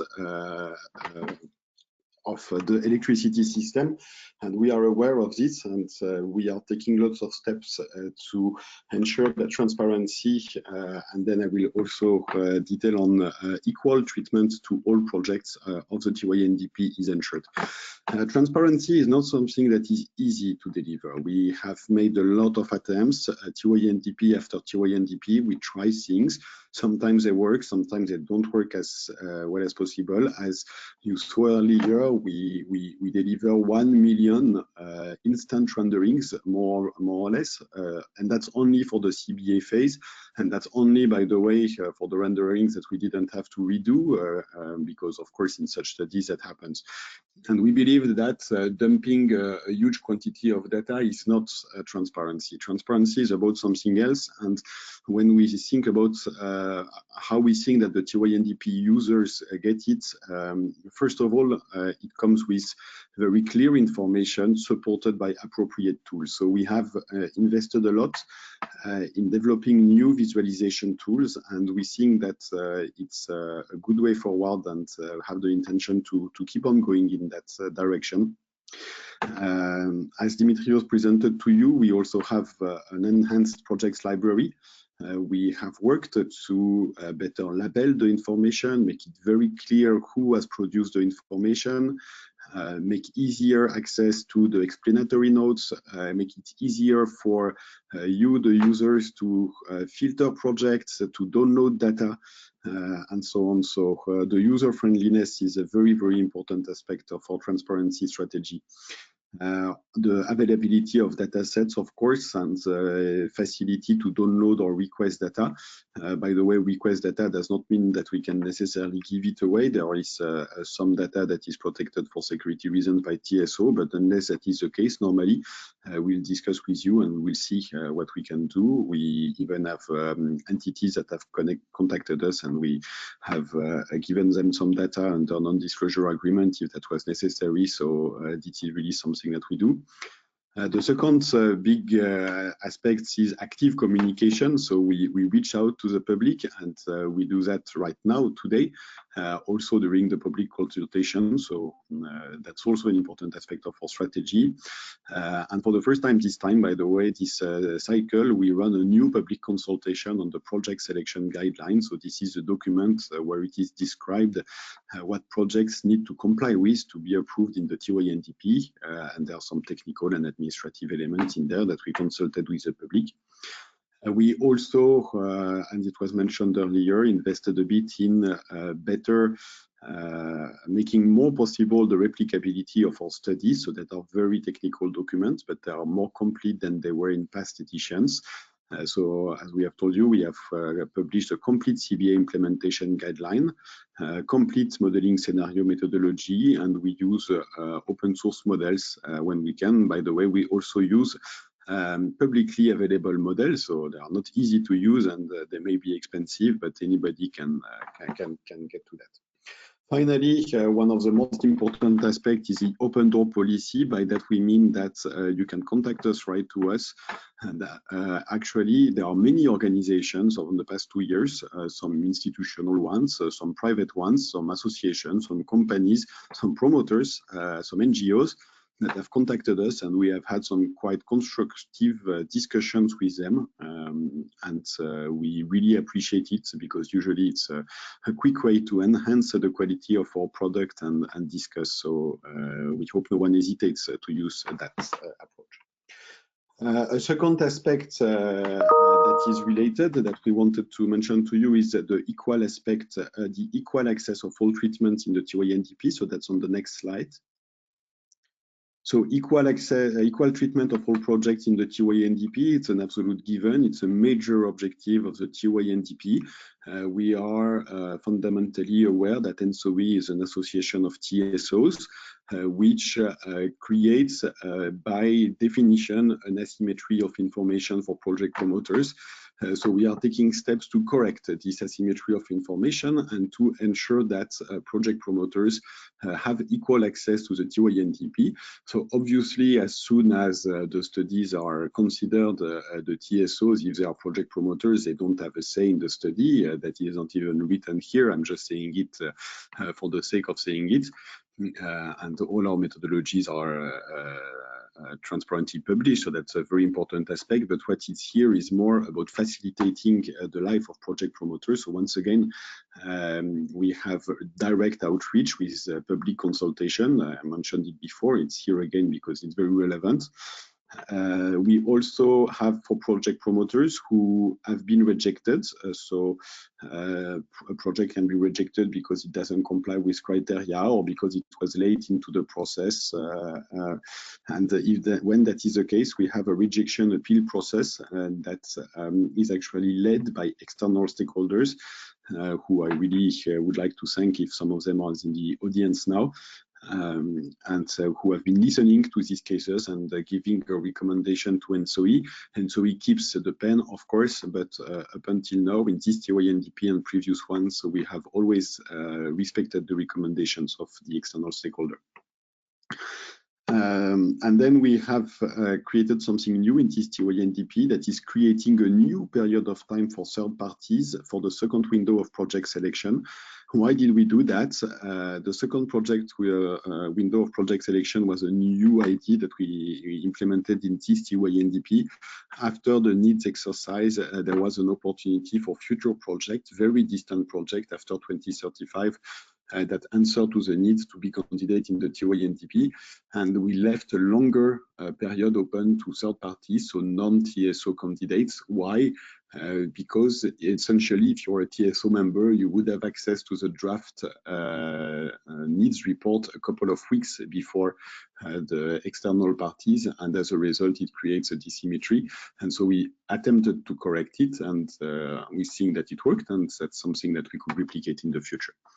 IT tools are very important as well. So we have a enhanced project promoter platform. We have a promoter corner on our website. We also organize regular webinar and information. Normally, we would actually have organized physical, regional meeting points for the project promoters. Of course, we could not do that. So in the next slide, back to voting in the Mentimeter, we are going to ask you which of these measures are the most important for you in the TYNDP. So to give us a sense, and don't hesitate to raise your hands and to ask questions. If you would like to further comment, for instance, if you think that online webinars are the most important thing to you and we don't do enough, or on the contrary, if you think, I don't know, for instance, that we do too many consultations and it's too much of a burden for you to answer to each of them, that you cannot do in the Mentimeter, but you can do in the discussion. So do not hesitate. So see responses starting to pop up on screen. Let's see what you find most important.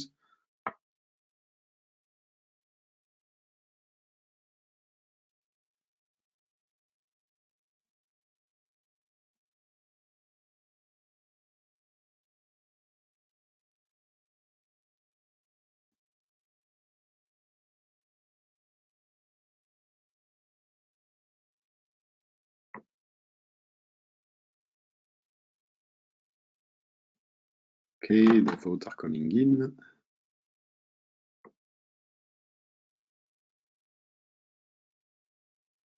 I think we can already see the pattern consolidate a little bit. So we have the data visualization and download tools that occupy a solid first place, I would say, and that's we believe we agree with you. We think that's the best way we can make the TYNDP transparent.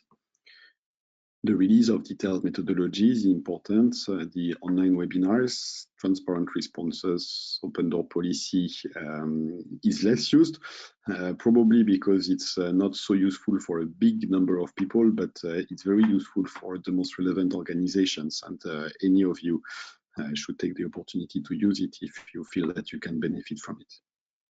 Okay, I think it's being consolidated and maybe it's a good basis for a discussion. Don't hesitate once again to ask questions. We are going to do the next question on Mentimeter first before I give the floor to anybody. And that's on the second slide. So what do you think is important for the equal treatment? So which of these measures are the most relevant to guarantee equal treatment to the TYNDP? So you have a number of measures here, including once again the user-friendly online platform, the direct webinars and outreach, the fact that we did a public consultation on the project selection guidelines, so project promoters could tell us if there was something in there that did not allow them to candidate when they felt that they should have had this opportunity. The appeal process on rejection, and the additional period of time, the fifth one I mentioned before.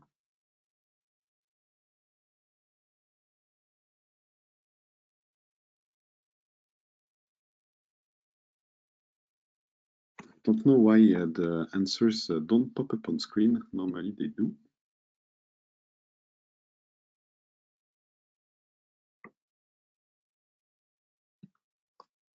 Because I see that already 8 people have voted.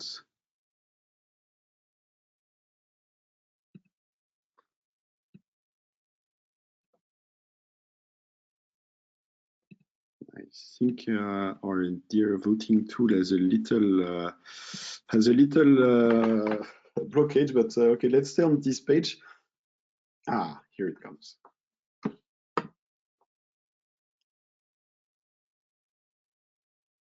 So once again, I see that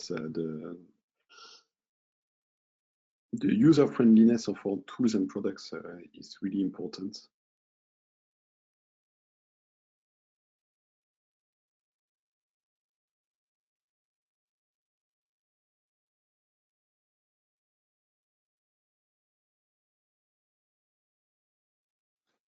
I also see a very small something else, which I will take as a sign that we are tackling at least the most important aspects of these questions.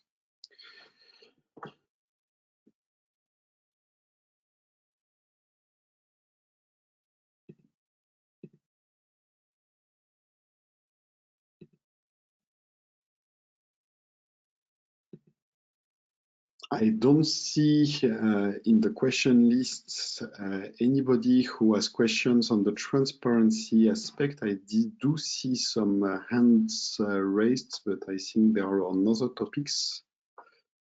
And of course, don't worry. So as we mentioned before, we are going to answer to each question individually.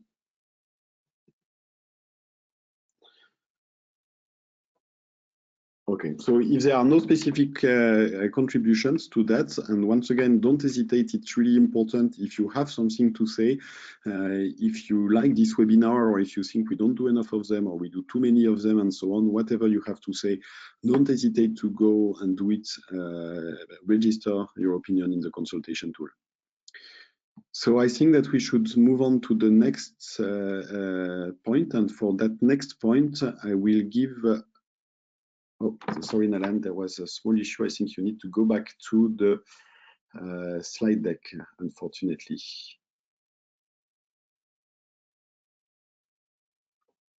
Just a second. Yes. So on the next point, I will introduce my colleague from ENTSO-E Secretariat, Simon Norambuena. Simon, he's our topic leader for smart sector integration in our team, and he's going to tell you, yeah, on the next ones. He's going to tell you about the multi-sectorial planning service roadmap. So to you, Simon. Thank you, Jean-Baptiste. Good morning, everyone. I would like to introduce to you the ENTSO-E roadmap for a multi-sectorial planning support.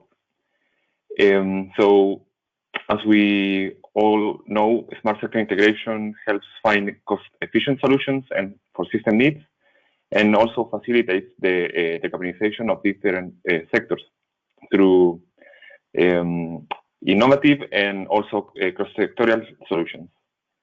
So, to forward these objectives, ENTSO-E has developed a roadmap for a multi-sectorial planning support, which basically describes the ENTSO-E vision on the evolution of the TYNDP as a tool to deliver infrastructure planning using a holistic approach and multi-sectorial framework.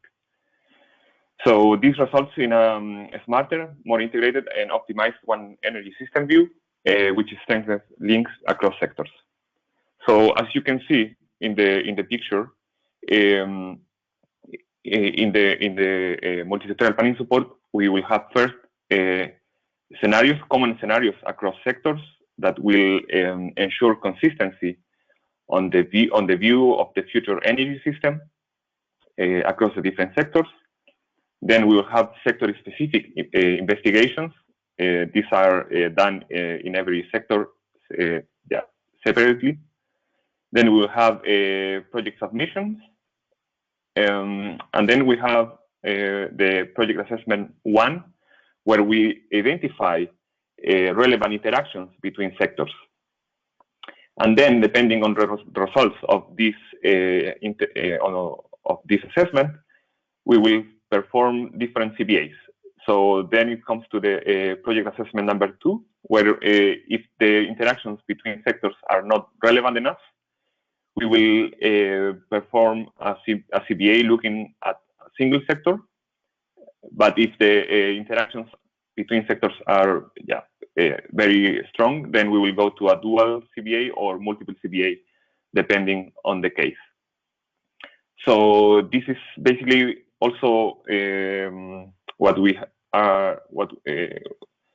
have been doing already in our investigation, for example, with the interlink model. It's important to mention that our current interlink model that we have with ENTSO already provides consistent scenarios for electricity and gas, and that actually currently we are working with ENTSO, jointly with ENTSO, in improving our interlink model, putting effort in investigating further interactions between the electricity and gas systems in the project assessment phases. So to achieve this, this vision, or to have this process, the involvement of stakeholders is key. So ENTSO-E is firmly convinced that through the implementation of the MSPS, it will gain a more accurate and comprehensive view of the future energy system. And by the implementation of the MSPS, ENTSO-E is also convinced that it will provide even better results, and it will help decision makers striving to achieve the EU climate neutrality objectives. Thank you very much.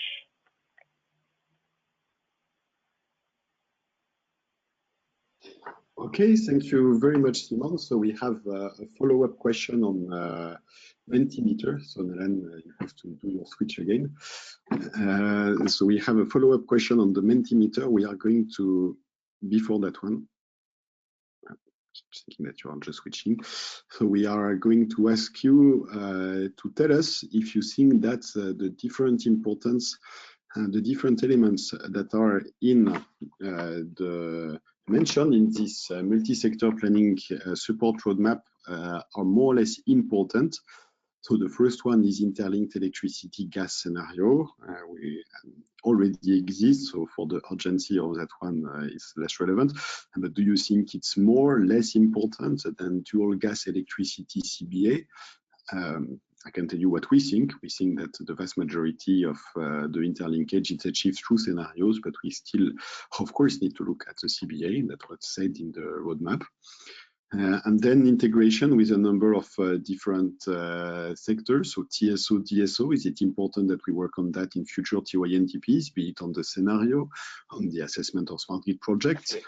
Jean-Baptiste, sorry I interrupt. Sorry, I interrupt, but I think it's important because people start already interacting. Can you explain the scales? What is 1, what is 10? Yes, 10 is maximum, 1 is minimum. So 10 is maximum, 1 is minimum. So and 10 is the most important. 10 is urgent to implement, 0 is not urgent. Exactly. So that it shows urgent on the... yeah, thank you.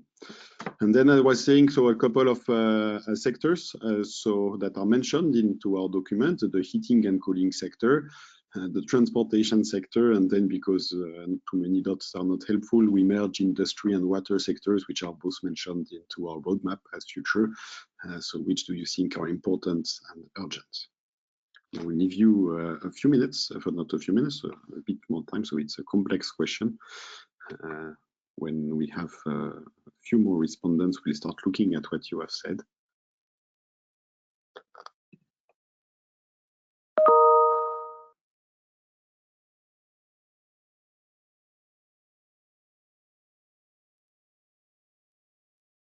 You can see the answers popping up.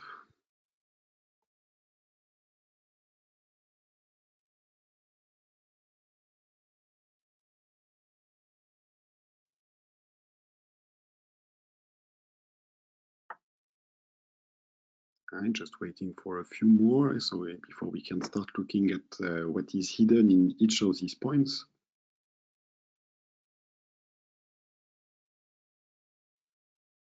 So I can see the scenario bubble moving to the top right corner, which, as I just mentioned, validates our own feeling too. It's getting closer and closer to transportation.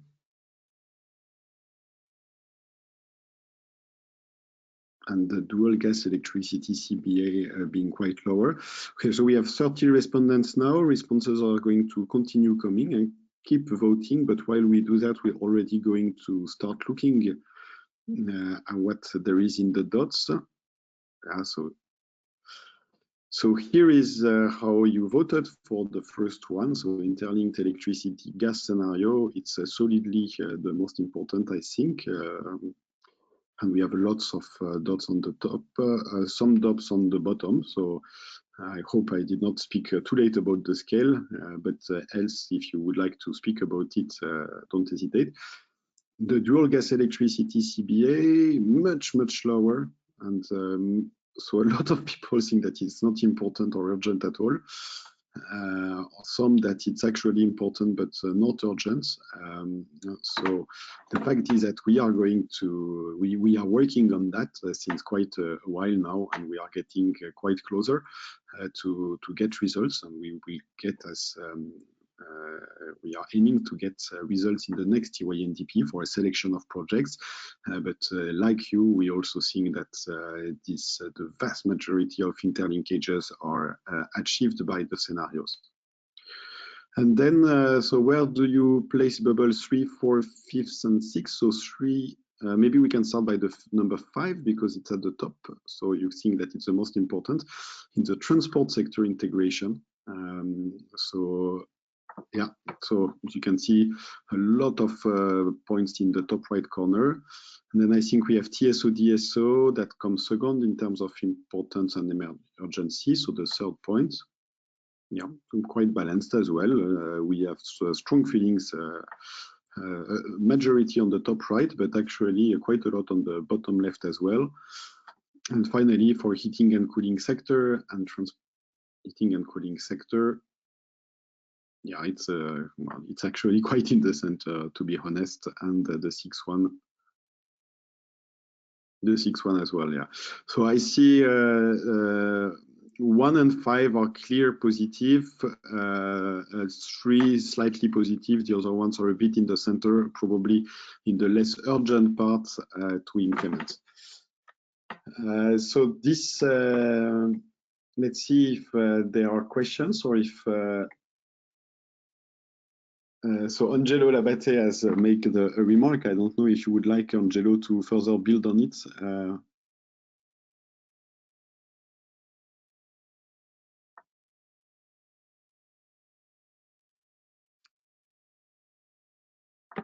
Or else I'm going to see if there are any hands raised.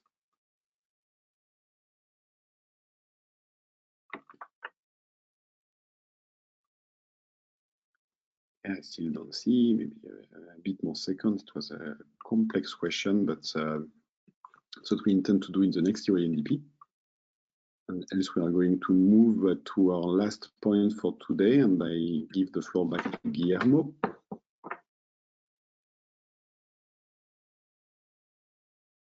Sure. So in this last question that we are going to ask you, we will be going to be talking about what new specific policy issues should integrate the next cycle of the TYNDP. As we know, there are many ongoing and building on policies from the Commission on the analysis of offshore wind configurations, as well as how smart sector integration is being shaped and by the constant pushes that in the TYNDP are being integrated with the MSPS, with the assessment of CBA in a dual manner. But another point is as well what the new 10E provisions are telling us that we should look at for the next TYNDP and for the objective fulfillment of the EU climate objectives. So in this matter, we would like to also hear your opinion. And for that, we would like to go to the Mentimeter question on this. And this is a very open text and open opportunity for you to provide feedback of maybe certain aspects that should be taken a look into in the next TYNDP. So here you really have the possibility to let yourself go.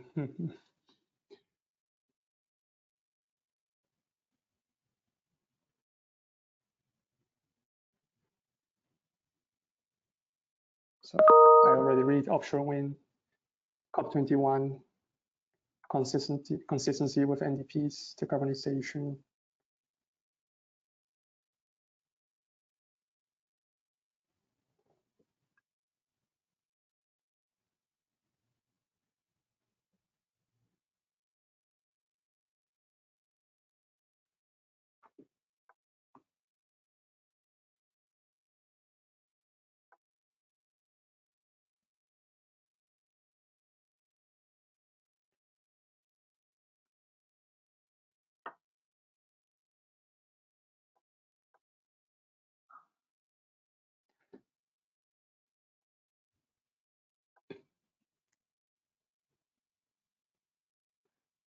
So here we can see the bigger trends being weighted also bigger on the screen, and decarbonization is taking a central place. From the T1DP perspective, decarbonization is tackled from the first milestones in the scenarios, where 2 top-down full energy scenarios are developed, which are COP21 compliant, and which also take a carbon budget approach, which also relates to the decarbonization of the energy system. In fact, according to the T1DP top-down scenarios, the electricity sector would be decarbonized by 2040, and then also making statements for the other sectors for 2050. I can see hydrogen is also taking place there, hydrogen energy, Paris Agreement.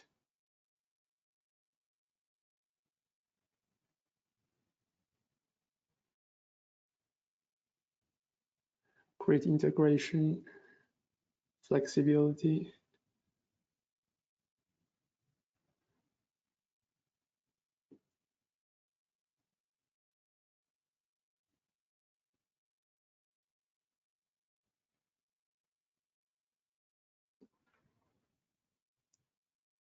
I know, meanwhile, we could have a look if there are any questions popping up. Actually, there was a question from Angelo Labate on the previous topic. He had a technical issue with the sound, so we'll go back to it. Actually, maybe while people finish to that, we can go back to Angelo already. Now, Angelo, you should be unmuted, and anybody can. Okay. Can you hear me? Yes, we can. Yes, thank you very much. I raised some questions, but I don't know which one do you refer to. The one about Angelo, you can take the floor. You can raise the one that are most important to you. Okay, okay, but okay, I was actually yes, interacting with your colleagues concerning the publication of data, which I believe it is probably the most important transparency measure.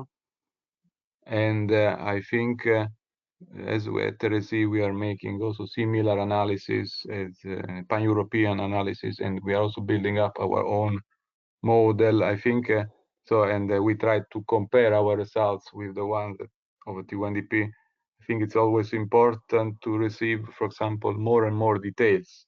For example, how to differentiate different technologies in the merit order at the level of generation, thermal power plants, for example, as ENTSO-E has increased a lot. I have to say this is very good over the years, the level and the detail of the published data, but some elements are maybe still missing from our side. For example, when you publish the types of technology, fuels, and efficiency and OPEX of the different thermal generators. But for example, it is sometimes difficult to distinguish in the merit order the different type of elements, as we have, for example, classified, for example, different blocks of units of, for example, old 1 or old 2 and so on, of based on coal or on gas, CCGT. And then it is difficult to somehow to arrive to a, so that's why maybe there are some details not yet known, at least outside ENTSO-E, that could be perhaps important in order to have a more detailed merit order outcome. And this, I think, can play a role importantly in the especially the social welfare calculation as an indicator of the CBA. And it could be also important, for example, to publish the PTDF matrix and assumed. I know this is somehow can be calculated from the network model, but of course there are many things behind that. So at least maybe the PTDF metrics used for the different scenario. This could be also another important issue, and also for future, yeah, as Riccardo Vailati said, I agree that 2035 is more important than 2025 for a time horizon to be included in the next UNDP. So I would say 2030, 2035, 2040, and of course also 2050. I think this could be important, and not only also in terms of first analysis, but 2050 is more and more used in the long-term analysis. We have seen different European projects, highway, but not only grid tech and others in the past. So I think it would be important to arrive to 2050 more or less with more and more elements. And also in that prospect, long term, the dispatchability of renewable, this also should be taken into account. And okay, I will not say too much, but somehow some elements that I'm saying now could be important for future publication and treatment in the TYNDP. Thank you very much. Thank you very much to you, Angelo, for this constructive input. There are lots of elements that you just mentioned. So my first reaction is to ask you, and we know that everybody's time is precious, to, if possible, to input all of what you said, or the most important part, into the consultation tool. So once again, it's really the best way to ensure that what you is registered, considered. Of course, we consider what we hear here in the webinars, but in the consultation tools, you will have the written trace, you will have a written answer to that as well. So I once again insist that. A couple of points that you just raised. So I heard your questions about the time horizons. I think Dimitrios and myself answered on the 2035. Regarding the 2025, indeed, when we will be in 2022 and the release, it will be 3 years away. So it's a time horizon that is typically for different types of exercises than the planning exercises that we do. And probably it's a time horizon that would not be considered into the next UNDP. So that is the current direction that we are working with. Regarding your request for data, so you did raise a point that we are growing into complexity of our models. We have more and more things to publish. Sometimes there are also things that we cannot publish. It's not the majority of what we produce, but it also exists. However, when you think that something is missing, and for your specific activities, if you go to ENTSO-E website, there is a dedicated page where it is explained how to make data requests for anything that is not published on our website. So as I said, we'll keep working in 2022 on making the data more accessible, creating download centers so that we can actually put more of the data directly available. People can select what they want. But at the same time, you should not hesitate to reach out to us, and then we can answer to you. Sometimes it might not be feasible, but these cases are rare. Usually we try to find solutions at least to address the needs of requests. You had a couple of other questions and maybe more specific questions on the data. I don't know if you're satisfied with my answer now. How I should? No, thank you. Thank you. Yes. Yes, I will also include in the consultation. Thank you. That's really the most effective contribution that you can make. Okay, so Guillermo, sorry for this. Meanwhile, your cloud has grown, so I give you back the floor to go through it with us. It's not okay. Yes, so here at least we can see many points also going in the direction hydrogen, power to gas, sector integration. Maybe a comment on this, and for this I also invite you to take a look into the new development of the storylines for the 2022 scenario cycle, because at a very early stage here, the team is already planning on how to integrate those innovations into the scenario development. And by this, I mean how to perform modeling on electrolyzers, how to integrate a hydrogen backbone maybe in the scenario development, or how to take into account different configurations for the time horizons. So this is definitely something that is gonna play a important role and is already being taken into consideration for the design of the next cycle.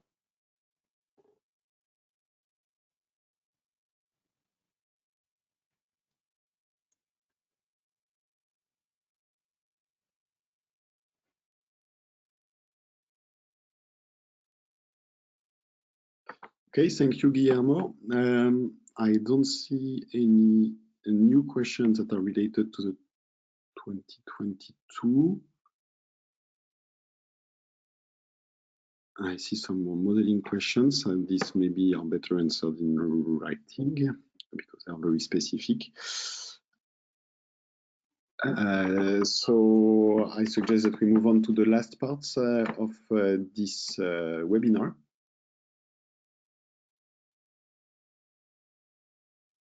Yeah, so the wrap up and next steps.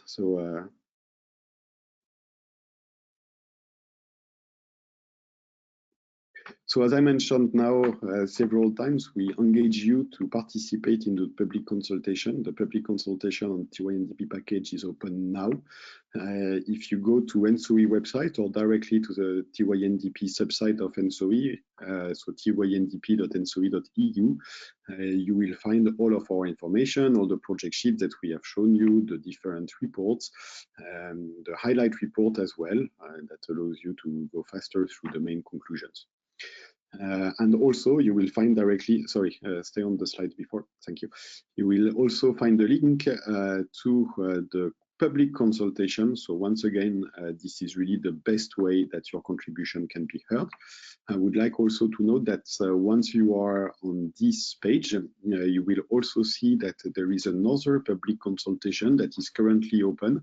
It's a public consultation on the scenario storylines for 2022, and this one is open only until 15th of December. So if you want to contribute to the scenarios, don't hesitate, go there, and until 15th of December you can contribute to the scenario storylines. For this main TYNDP consultation, you have until after the new year, so 4th of January 2021. We will respond individually to each comment and of course publish them. So now what's next for the package that you just heard about? How is it going to live in the next few months? So first of all, we will receive consultation responses. We hope to receive many and varied responses. They are very, very useful tools for us to know where to get the TYNDP. So we are going to publish the responses once we get that, and we are going to answer individually to each comment and publish these answers. We aim for February 2021 to release these public consultation responses, after which we will formally submit the TYNDP after consultation to ACER. Now 2020 is a very special year, and the timeline that ourselves and our institutional partners have initially foreseen have all been modified. As a result, ACER has also very kindly agreed to take a look at the TYNDP for consultation and try to give us some elements of their opinion already during the consultation or at the end of it, which is not the normal way to operate, but which will allow us maybe to close the TYNDP a little bit earlier than what we would have had. In particular, the PCI process is already started. So for those of you who are involved, the first meeting of the PCI process for electricity and gas already happened. And now the process is looking at the system needs. It will go on in 2021. The PCI process uses the data from the TYNDP. So once again, 2020 being a special year, our institutional partners, and I would really like to thank them for that, are being very flexible and adaptable.